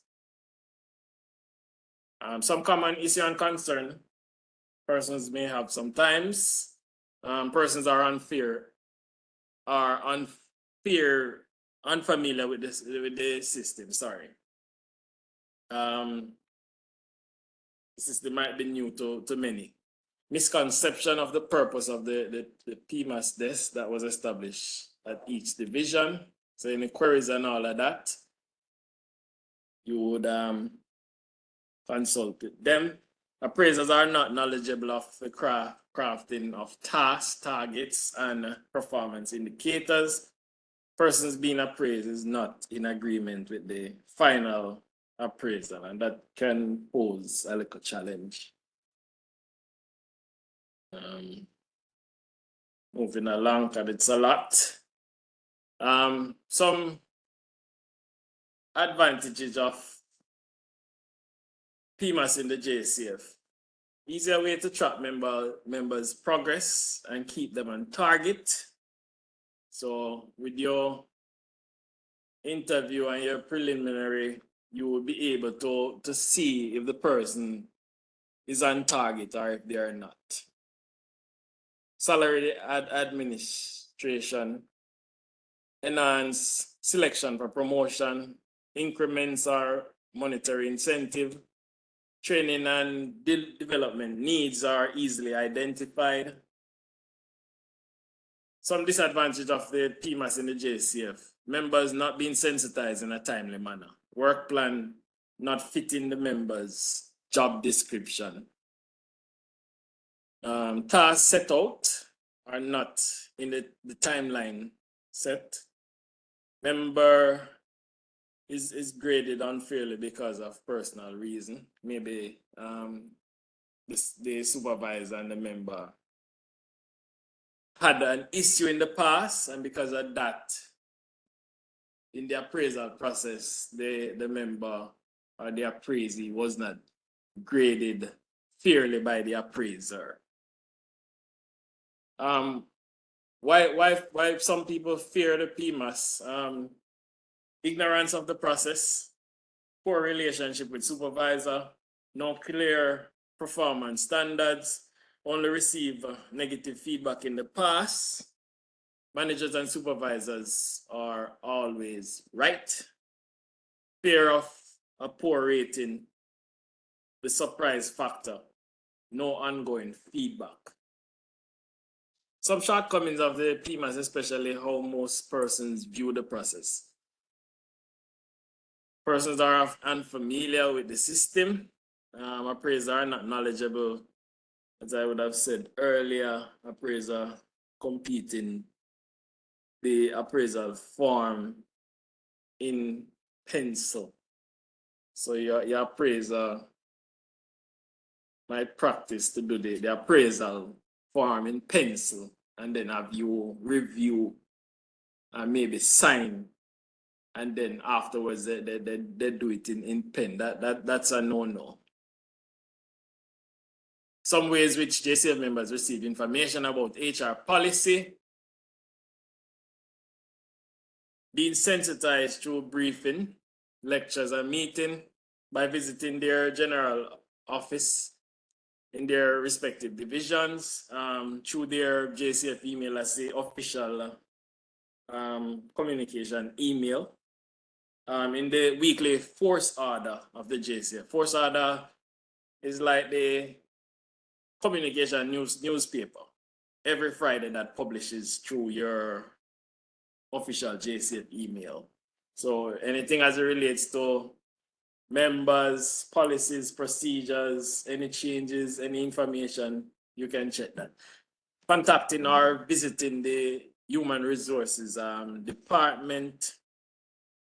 Some ways members of the JCF are kept informed about changes and development in the force, being sensitized through briefing and lectures or meeting, broadcast over the police radio. So that's the same radio that you would hear in the police car. Or maybe if you go to a police station, you would hear the radio. Through the JCF email, as I would have mentioned that earlier, in the weekly force order, official social media page of the JCF, communication in the media by the Commissioner of Police. Recommendation to improve the manner of communication within the JCF. Setting up an ongoing communication station through the JCF communication arm. That's the constabulary communication unit that can be accessed by a WhatsApp link that is easily accessible to member on or off duty. Another way, acquiring more portable radios, so that's a walkie-talkie, so that at least every member have access to that line of communication while they are out there on duty. Providing more frequent update on important issues over the radio. Wrapping up, sir. Some key terms, appraisal. I would have mentioned some of these key terms earlier. This is a sample of the individual work plan here. The tasks would be assigned here, the targets, performance indicators, the score result. At the end of it, the date agreed, the appraiser would sign, the appraisee would sign, as also the administrative officer. And this is a sample interim appraisal form. So when you're doing your interim, and the reference, I took this from the Jamaica Consolidated Force Performance Management Appraisal System Policy and Guideline. All right. Thank you for giving a listing here.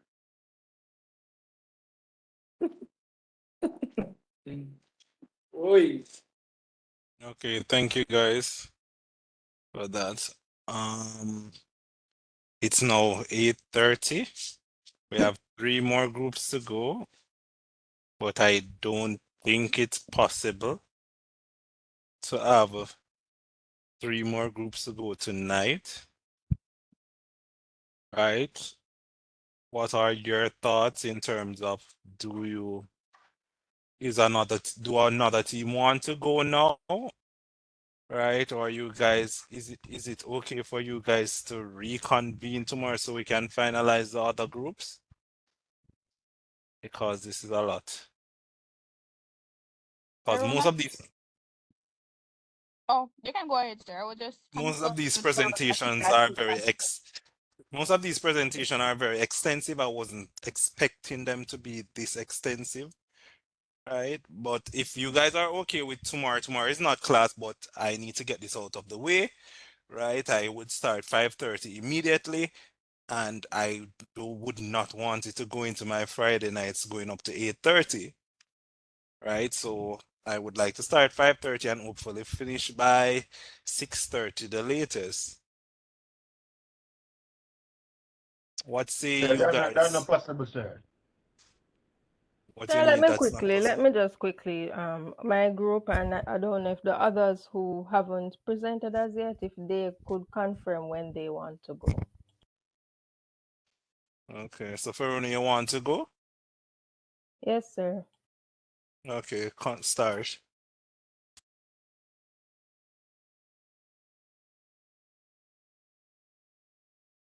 Maybe you could have a consensus to see who wants to, because Judy says tomorrow and then she says tonight.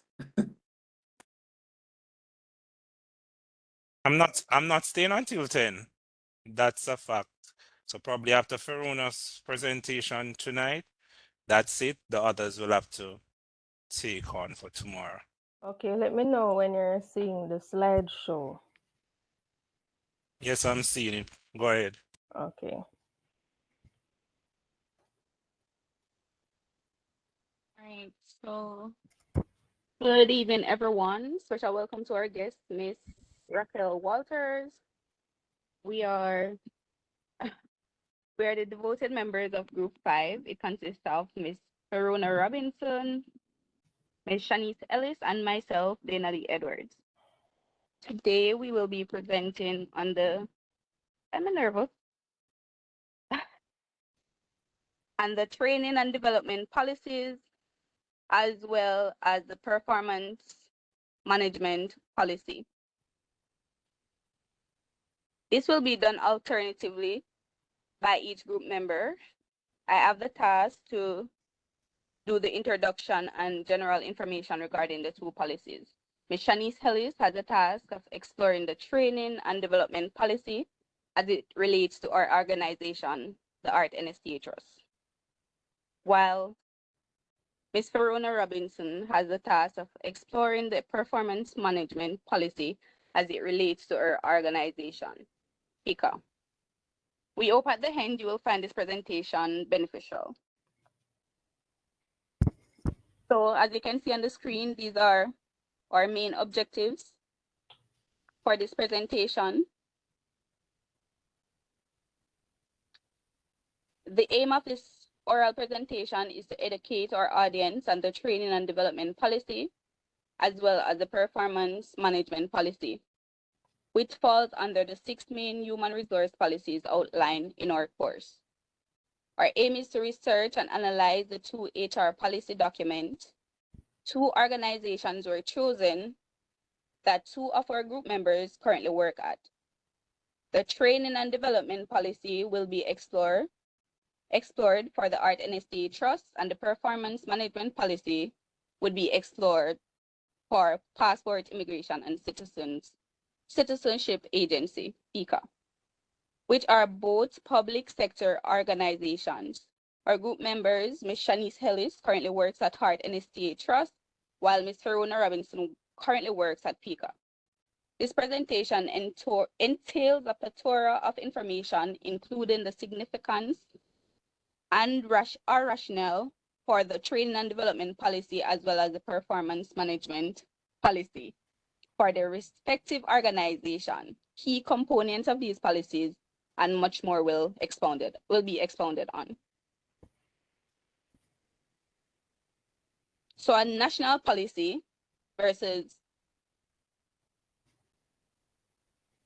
operational policy. So a national policy is a course of action that is taken by the government to resolve a given problem or interrelated set of problems, while an operational policy are directly linked to the work plan of a particular ministry and its respective agencies and departments. All right, 1 second, Dana Lee. Just to add, everyone, based on comprehensive research, we realized that the government policies are categorized in 2 main categories. And if we remember, when 2 persons from the ministry presented to us, they had educated us on the national policy as well as the operational policy. So we just piggyback on that just now.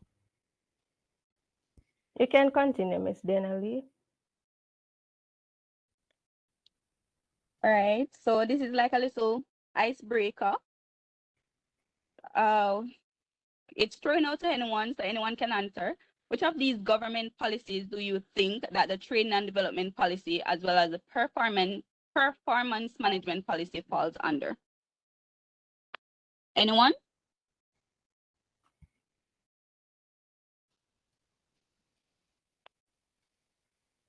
All right, so it would be the operational policy.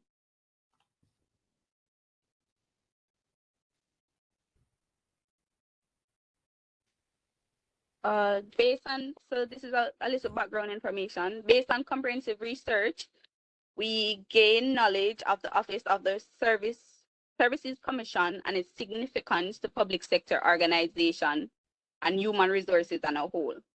Its vision is to be recognized and respected as a key partner in ensuring that merit becomes the cornerstone for human resource management decisions in Jamaica government services. Their mission is to uphold the principle of merit in the appointment, development, and discipline of public servants through processes that are transparent and fair.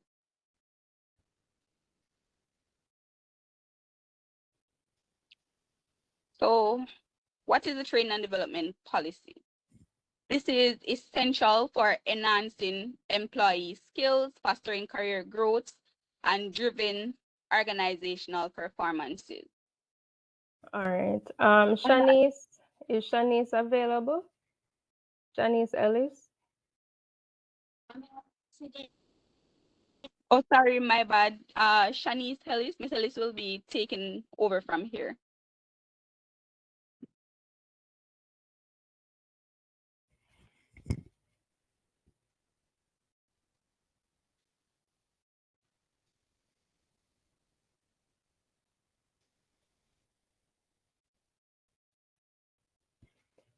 Is Shanice Ellis available? Could you quickly confirm via WhatsApp, Dana Lee?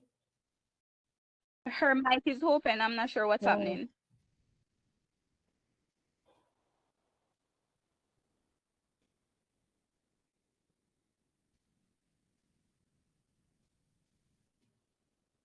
In the All right. meantime, Corona, can you Mhm. just go ahead and play the video? Sure. So by right, guys, Shanice Ellis, as Denali mentioned prior, she is the one who would focus on training and development policy. So just to give you a brief update or idea as to what this policy is about, we have a short video.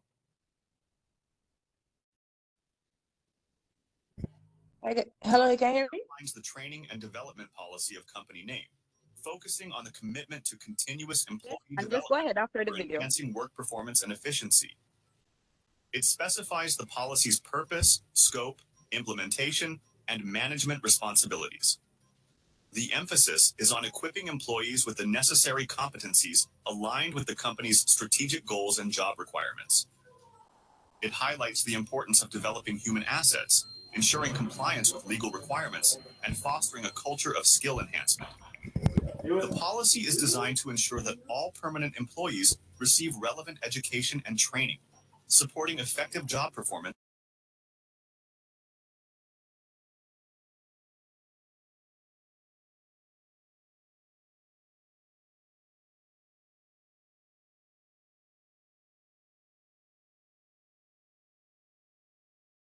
Okay, guys, are you hearing me? Yes, we are.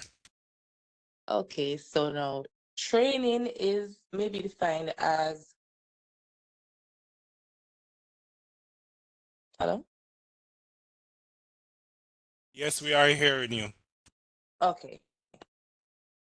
This this may be concurred that it is created to give employees competence and expertise required for their current occupations, whether formal or informal. While development, this includes training that exceeds current occupations, which aims to be long-term. From our previous sessions, this information on training and development was provided, but we found it suitable to refresh memories and will now allow for Ms. Rona Robinson to give a brief input on the performance management policy.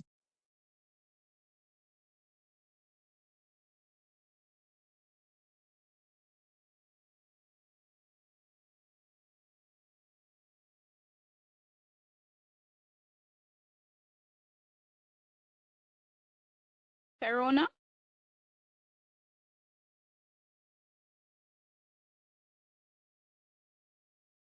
Oh, I didn't realize I was muted. Sorry, guys. Okay. Oh, sorry. Hold on.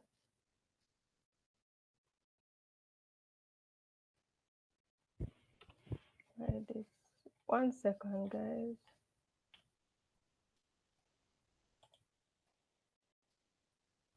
So where this? Oh.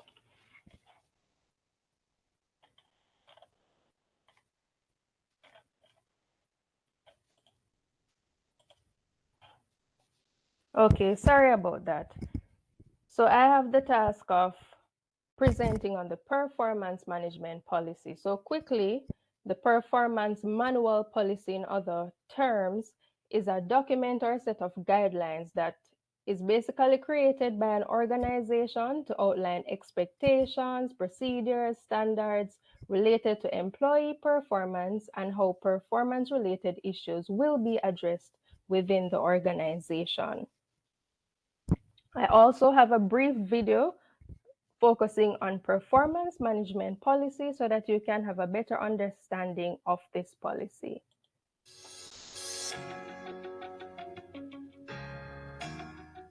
Having a policy in your business that gives people guidance in relation to performing their role is important because people will then understand what you expect from them. Performance management can be things like people understanding what will happen to them if they're not performing well. And sometimes that might just be an informal chat, and I recommend asking people if they're okay, because sometimes there'll be an external influence that will be affecting their performance. If you're able to have a chat with them, that's probably all you need. You can give them some support and Having a performance management policy is needed though, because sometimes people will start to drop their level of performance, and you will need to start a formal process in relation to getting them to improve. So having that in place, and then being able to say to people, this is what the process is, it's in our policy, this is what we're going to follow. People understand what they need to do and what you're expecting from them. All right. So I now hand over to Shanice Ellis quickly. Are you hearing me? Yes. All right. So this is Shanice. I'll be presenting on the training and development policy as it relates to the organization, my organization, which is the Heart NSTA Trust. Just as an introduction, the Heart NSTA Trust recognizes that employees' learning and development plays an integral role in the achievement of strategic goals and priorities. The demand of the organization are ever changing and requires our ability to act with agility and flexibility. Hence, the continued building of the capacity of our employees to enable maximization of performance.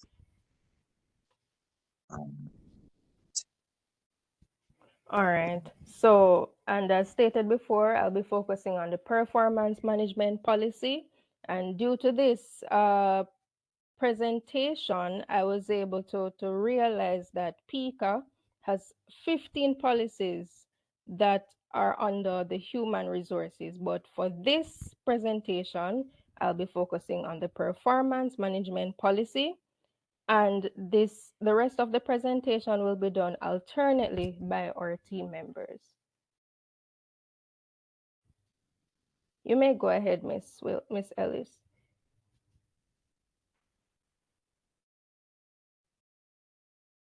Okay, so the rationale or significance for the training and development of the Heart NSTA Trust. In reference to the training and development policy at Heart NSTA Trust, the specific terminology for this type of policy at this organization is referred to as staff learning and development policy. This policy plays an integral role at the organization as it caters to the achievement of strategic goals and priorities. The demands of the organization are ever changing, so we are trying to basically adapt and be flexible. That's hence the continued building of capacity of our employees. All right, thank you, Miss Ellis. And under the same heading, but catering to PICA, in reference to the performance management policy at the Noble PICA, it is the policy of PICA to encourage regular dialogue between staff and their members to provide meaningful feedback on performance achievement and encourage superior performance aligned to corporate objectives.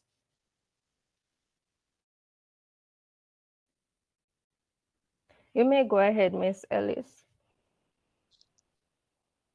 All right, the key components of the training and development policy: training needs assessment, identifying skill gaps and training requirements within the organization through various methods such as surveys, performance appraisals, and competency assessments.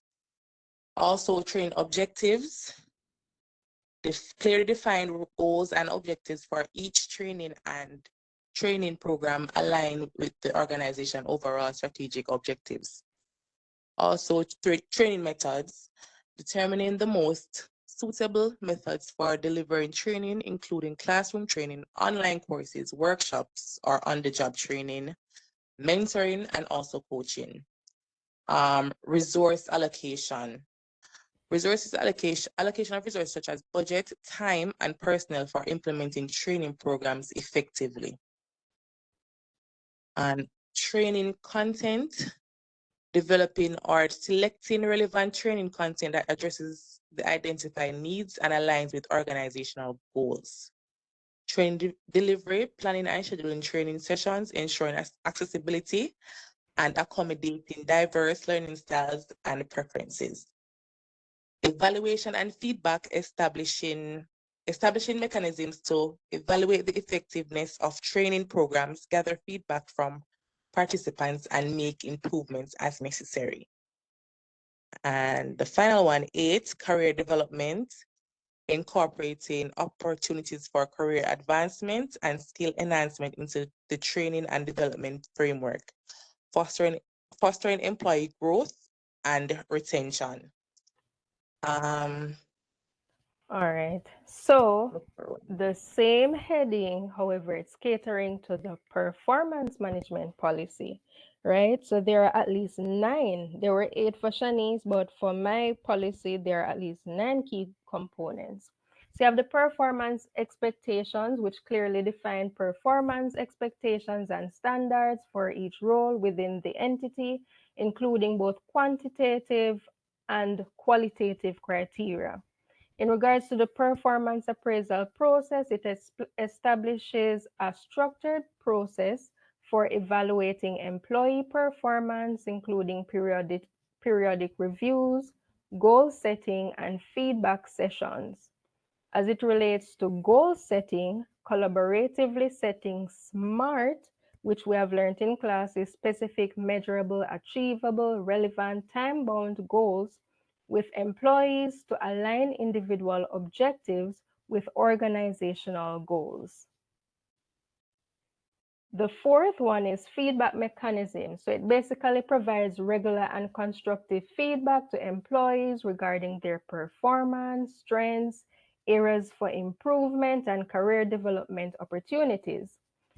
As it relates to performance measurement, it implements metrics and key performance indicators, which we all should know is also known as KPIs, to assess employee performance objectively and fairly. As it relates to recognition and rewards, it recognizes and rewards employees for exceptional performance and achievements, motivating them to maintain high levels of productivity and engagement.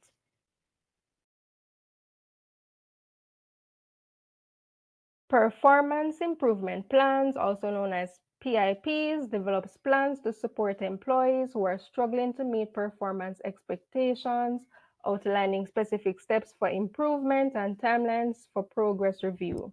While the documentation and record keeping maintains accurate records of employee performance evaluations, feedback, goal, progress, and any disciplinary actions taken, ensuring compliance with legal and organizational requirements. And finally, the training and development support integrates performance management with training and development initiatives to address skill gaps and enhance employee capabilities.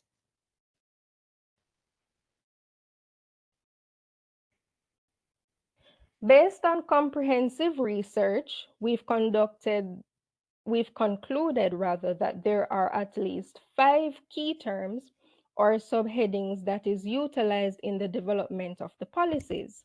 These are also mutually found in our respective organizations. So for Shan and Denali that works at Heart, I realized there was a bit of similarity with theirs as well as for PICA.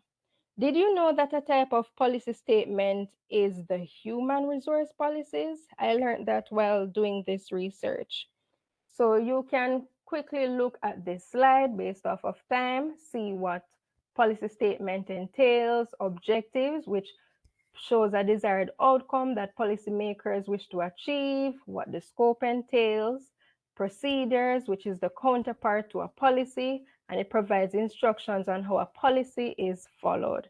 I'll now hand over to Ms. Ellis. Well, the fifth one, responsibility.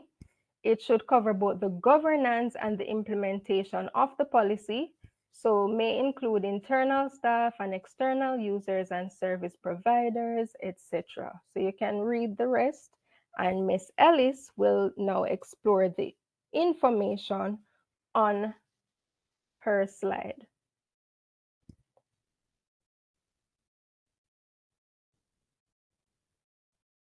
Not Miss Ellis, I'll read this slide. Dana, sorry. So the difference between policies and procedures. The difference between policy and procedure is subtle but important. Put simply, policies are rules to follow and procedures are step-by-step instructions on how to follow those rules. Policies and procedures ensures that everyone in your organization is on the same page and understands what is expected of them.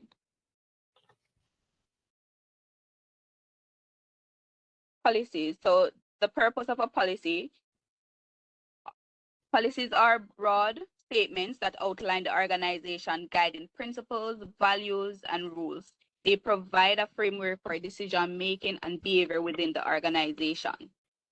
The scope, policies typically apply to the entire organization or specific departments and address overarching issues such as ethics, compliance, safety, and human resources. Level of detail. Policies are high-level documents and are not meant to provide detailed instructions or step-by-step guidance on how to perform specific tasks. They're flexible, so policies are relatively stable and enduring documents designed to provide consistency and continuity in organizational practices over time, so they are less likely to change frequently. Policies often require approval from senior management or the board of directors due to their strategic importance and impact on the organization as a whole. So examples of policies include equal employment opportunity policy, code of conduct, health and safety policy, information security policy, and diverse and inclusion policy.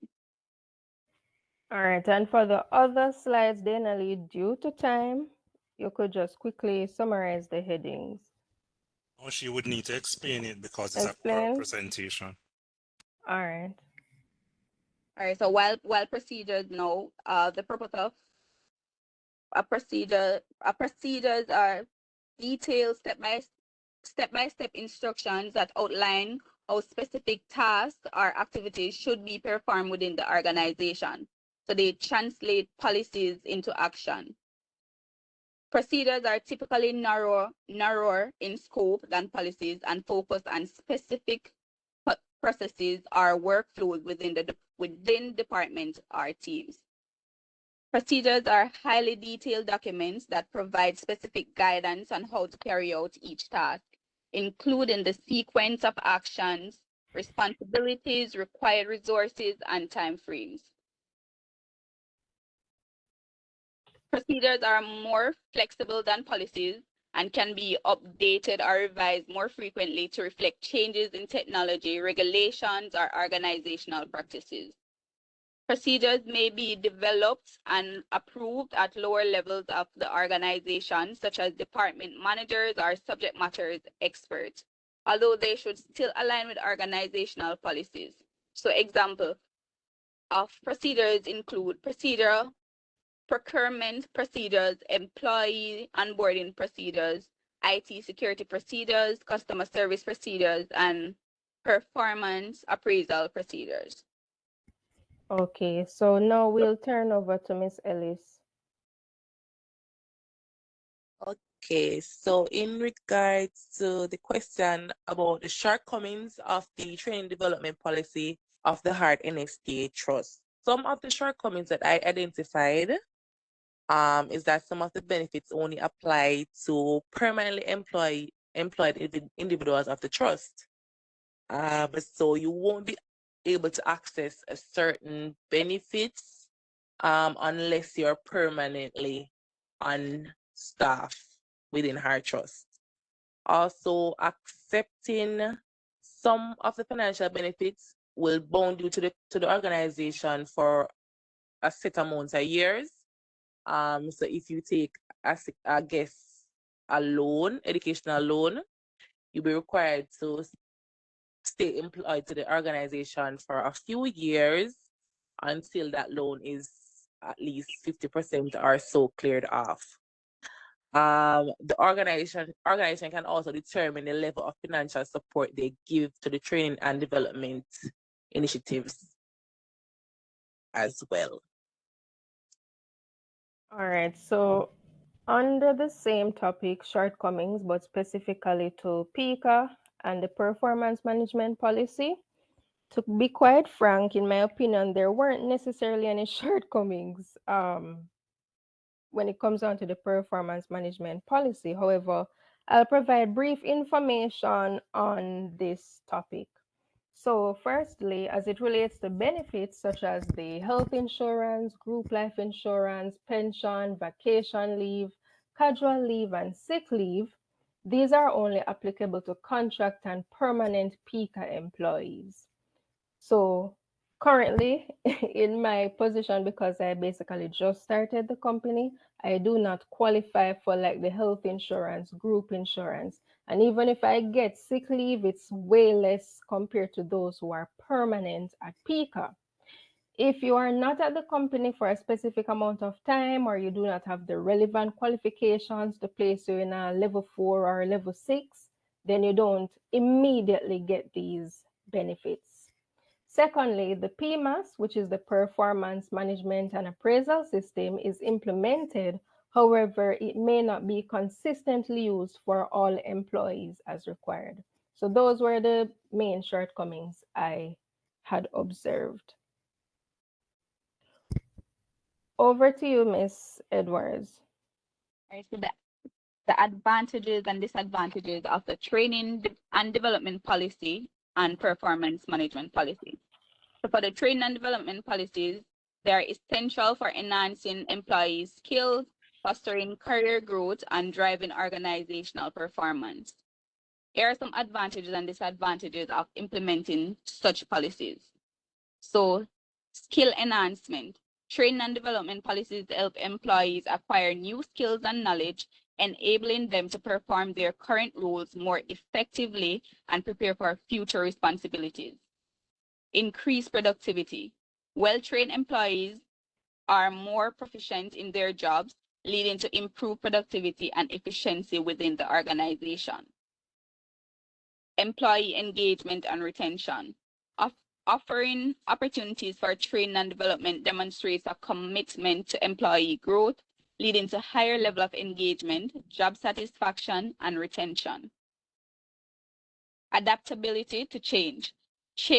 Training programs can help employees adapt to changes in technology, industry trends, and organizational processes, enhancing the organization's ability to innovate and remain competitive. Talent developed. Training and development policies identify high potential employees and provide them with opportunities for advancement, contributing to succession planning and talent development efforts. Improve performance management. Training programs can align with performance management processes, enabling managers to set clear expectations, provide feedback, and support employees in achieving their goals. So the disadvantages. Cost. So developing and implementing training programs can be expensive, requiring investment in resources such as trainers, materials, facilities, and technology. It's also time consuming. So training program requires time for planning, delivery, and evaluation, which can take employees away from their regular duties and disrupt workflows. Risk and attritions. Despite efforts to invest in employee development, there is a risk that trained employees may leave the organization, potentially leading to knowledge loss and increased turnover costs. One-size-fits-all approach.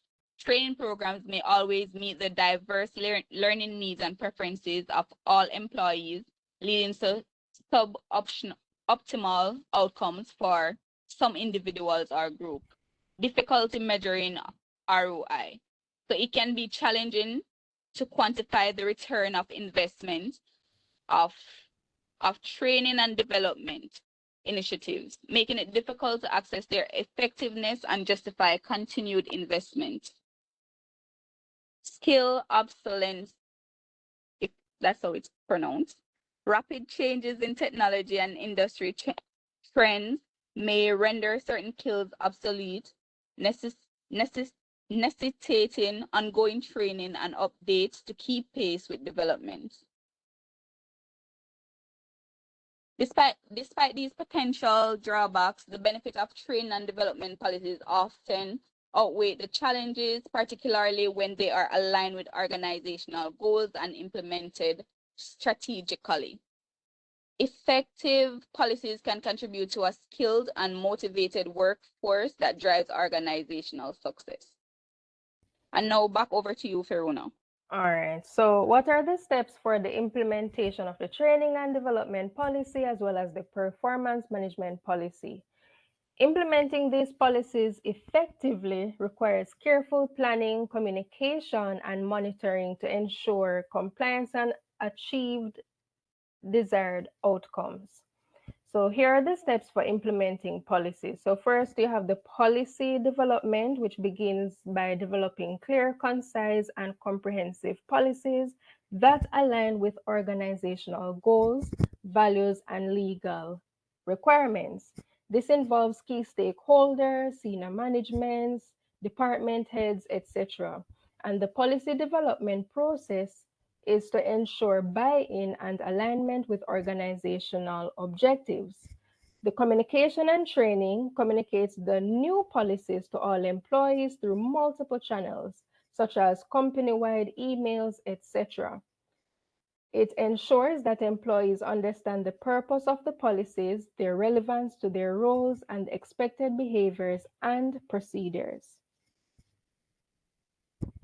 Policy distribution and accessibility. So this makes the policies easily accessible to all employees by publishing them in a centralized location, such as an employee handbook, intranet portal, document management system, and it provides regular updates and reminders about policy changes or revisions to ensure ongoing awareness and compliance. In regards to the implementation timeline, it establishes a timeline for implementing the policies. So it takes into account any dependencies, training requirements, and logistical considerations. Clearly communicate deadlines and milestones to relevant stakeholders to ensure timely implementation. Responsibility assignment clearly defines roles, responsibilities for policy implementation, enforcement, and monitoring. It also assigns accountability to specific individuals, such as department managers, etc., to oversee adherence to the policies and address any non-compliance issues. And as it relates to feedback and adaptation, it solicits feedback from employees, managers, and even stakeholders regarding the effectiveness of the policies and any challenges or concerns that may encounter during implementation. Use this feedback to identify areas for improvement and make necessary adjustments to the policies or implementation processes. Monitoring and enforcement. So this basically establishes mechanisms for monitoring compliance with the policies and enforcing consequences for non-compliance, such as disciplinary action or corrective measures. It conducts regular audits, assessments, reviews, and it also identifies any gaps or areas of non-compliance. As it relates to documentation and record keeping, it maintains accurate records of policy implementation activities. It includes communication efforts, training attendance, compliance assessments, etc. Document any deviations from the policies and the rationale behind them for future reference and accountability. In regards to continuous improvement, continuously evaluate the effectiveness of the policies and implement processes through feedback mechanisms, performance metrics, and benchmarking against industry best practices. Make adjustments as needed to address evolving organizational needs, regulatory requirements, or external factors. Over to you, Ms. Ellis.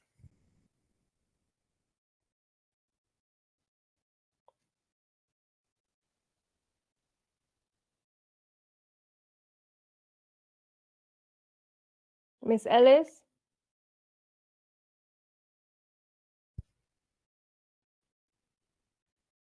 Dana, are you hearing me? Yes, I am hearing. Is Miss Melly's mic on? Is Ellis' mic on? She's You hear open me? right now. Yes, I'm hearing you now. You can proceed.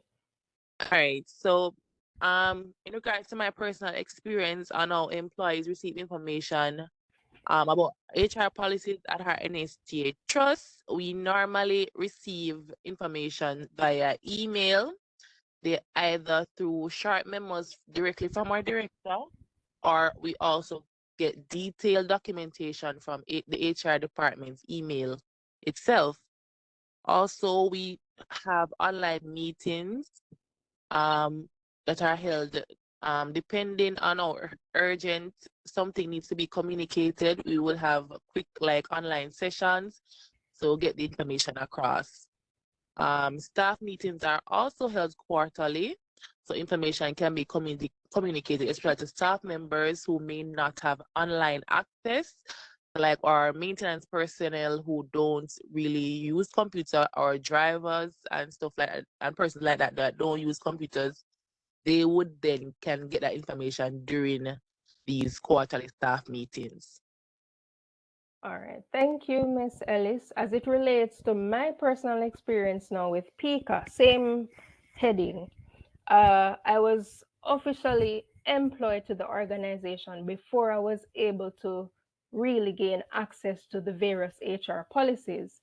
So they first had a orientation for us at the Human Resource Unit, which was face-to-face.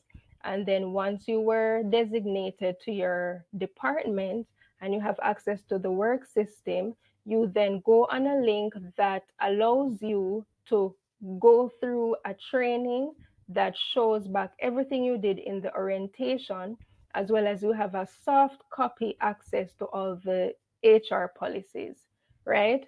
So this preparation for this presentation made me go more in depth as it relates to the policies. So this is the personal experience that I have with PICA. No other companies may be different. This soft copy of the policies will be uploaded along with this PowerPoint to the relevant platform as Sir requested as well.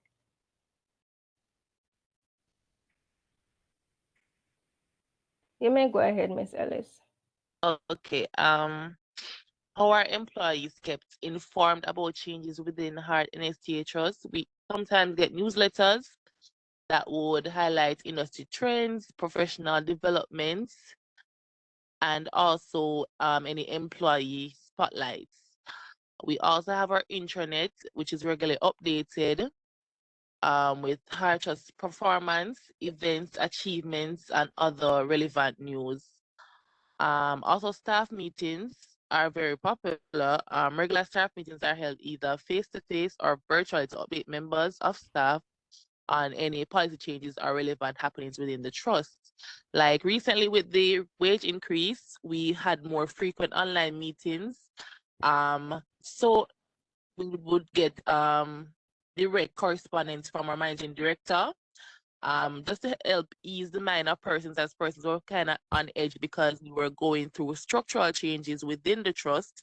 So persons were kind of iffy and wanted reassurance because we had some changes in like scale, like some persons' positions changed because of the restructuring, and they wanted to be secure in their position basically. So we had more frequent meetings just to ease the minds of the employee. All right, and as it relates to, oh, 1 second.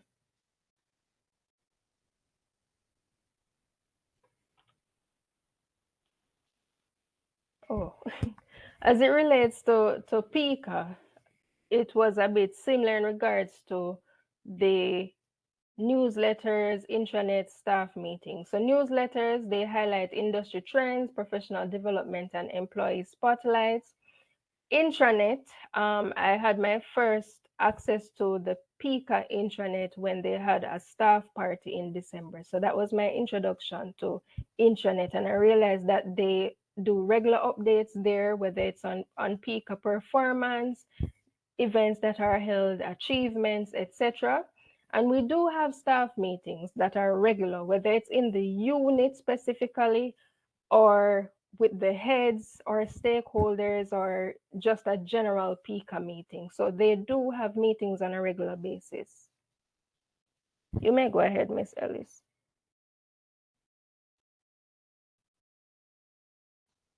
Okay, hearing me? Yes, I am. All right. Some improvements that I would recommend to improve to make communication better within HRTrust. Regularly ask for feedback and act on it. Frequently asking for feedback from your staff is one of the best ways to improve and maintain communication by conducting short, frequent surveys with confidential questions. You'll be able to more easily maintain communications with all employees and even gain thoughts that some of your employees may not feel comfortable to discuss face to face. By getting this feedback, you find out what your employees really care about. When you act on this feedback, you show that you are listening and that their thoughts are important to you. This will not only improve communication, but will also increase employee engagement. Also take time to listen. You prove to your employees that they can trust you by showing an interest in their lives outside of work and by open enough to share some of their interests. Too, when your employees know more about you outside just being their manager, they will start to trust and be more open with you. If you show you are there to listen, take an interest, they will be more likely to communicate any issues in the future they may have and build a level of trust. Also, plan weekly team meetings. Bringing teams together each week gives everyone a chance to catch up on other members of the team or what other members of the team are working on and see if there's any opportunity for collaboration. Regular meetings also give team members a chance to highlight any holdups that they may be experiencing. This may improve efficiency for the whole team as anyone impacted by the daily schedule is into their own work. Not only do these meetings increase efficiency and sense of community, they're also a great opportunity for managers to communicate any goals or targets to be met. You can also have regular one-on-one session with your staff. This could be weekly or monthly, but frequent meetings are important. Catching up regularly allows the conversation to flow more easily and for topics of any size to be discussed. This will ensure that you hear about any concerns before they turn into bigger communication breakdowns. Within these meetings, you may discuss current priorities, what the next step should be, and if they are experiencing any problems. This is also a good time to discuss their happiness, overall happiness with their job, and more personal level as well. This will engage your employees, ensuring that they are kept up to date with what is going on in the business and also ensure that they're happy and fulfilled at work. All right, thank you, Miss Ellis. Quickly, because we're about to end. Similar topic, but pertaining to Pika. It's basically the same points. So regularly ask for feedback and act on it. Every employee is required to take the initiative and get feedback, not only from their supervisors, but even from co-workers, right? Constructive feedback can play a crucial role. However, this may not be consistently done by employees, right? And they depend on the performance appraisal form from the agency, which is done on a yearly basis. So I strongly believe that they need to be more consistent. Having regular one-to-ones with their staff. I realize that due to how hectic the workload may be, it is not exercised as it ought to. However, it is crucial to the individual as well as the agency at large to have one-to-ones with your staff. To conclude, We touched on the government policies that are divided into two broad categories: national policy, operational policy. As it relates to HART, the terminology wasn't necessarily training and development policy, but staff learning and development policy. And we touched on how it plays an integral role in HART, how it caters to the achievement of strategic goals and priorities, and the demands of the organization ever changing. The act with agility and flexibility, hence the continued building of the capacity of our employees to enable maximization of performance. While as it relates to PICA, the performance management policy encourages regular dialogue between staff and their managers to provide meaningful feedback on performance achievement and encourage superior performance aligned to corporate objectives. So all of these policies are integral to all public sector organizations. I know they are integral to private as well, but our focus was on the public sector, and they tend to be similar even in regards to the subheadings and critiques. If you listen to Miss Ellis' side as well as mine. And consistency is key in regards to what needs to be implemented for effective communication. We have our reference. Do you have any questions? If so, you can proceed. And we want to thank you for your undivided attention and your patience with our presentation. And we hope that you all found it beneficial. Okay, thank you for that, Group 5. Thank you, Faruna, Shanice, and Dana Lee. All right, so that's sum up for today. We'll take the next two groups tomorrow, right, to close off everything. Right, Miss Walters, are you there? Yes, I'm still here. Okay. Do you want to give some feedbacks on the quick feedback on the three presentation today? What could have been improved? What was good, and so forth? Okay. So in general, I think everyone did well. I can see where there were areas where research was actually done to try to answer the questions that were asked of you by Mr. Shaw. So as of now, I have everyone receiving a passing grade. My only concern, I understand that it is an associate level program, but the presentations tended to be a bit too wordy, especially with the slides.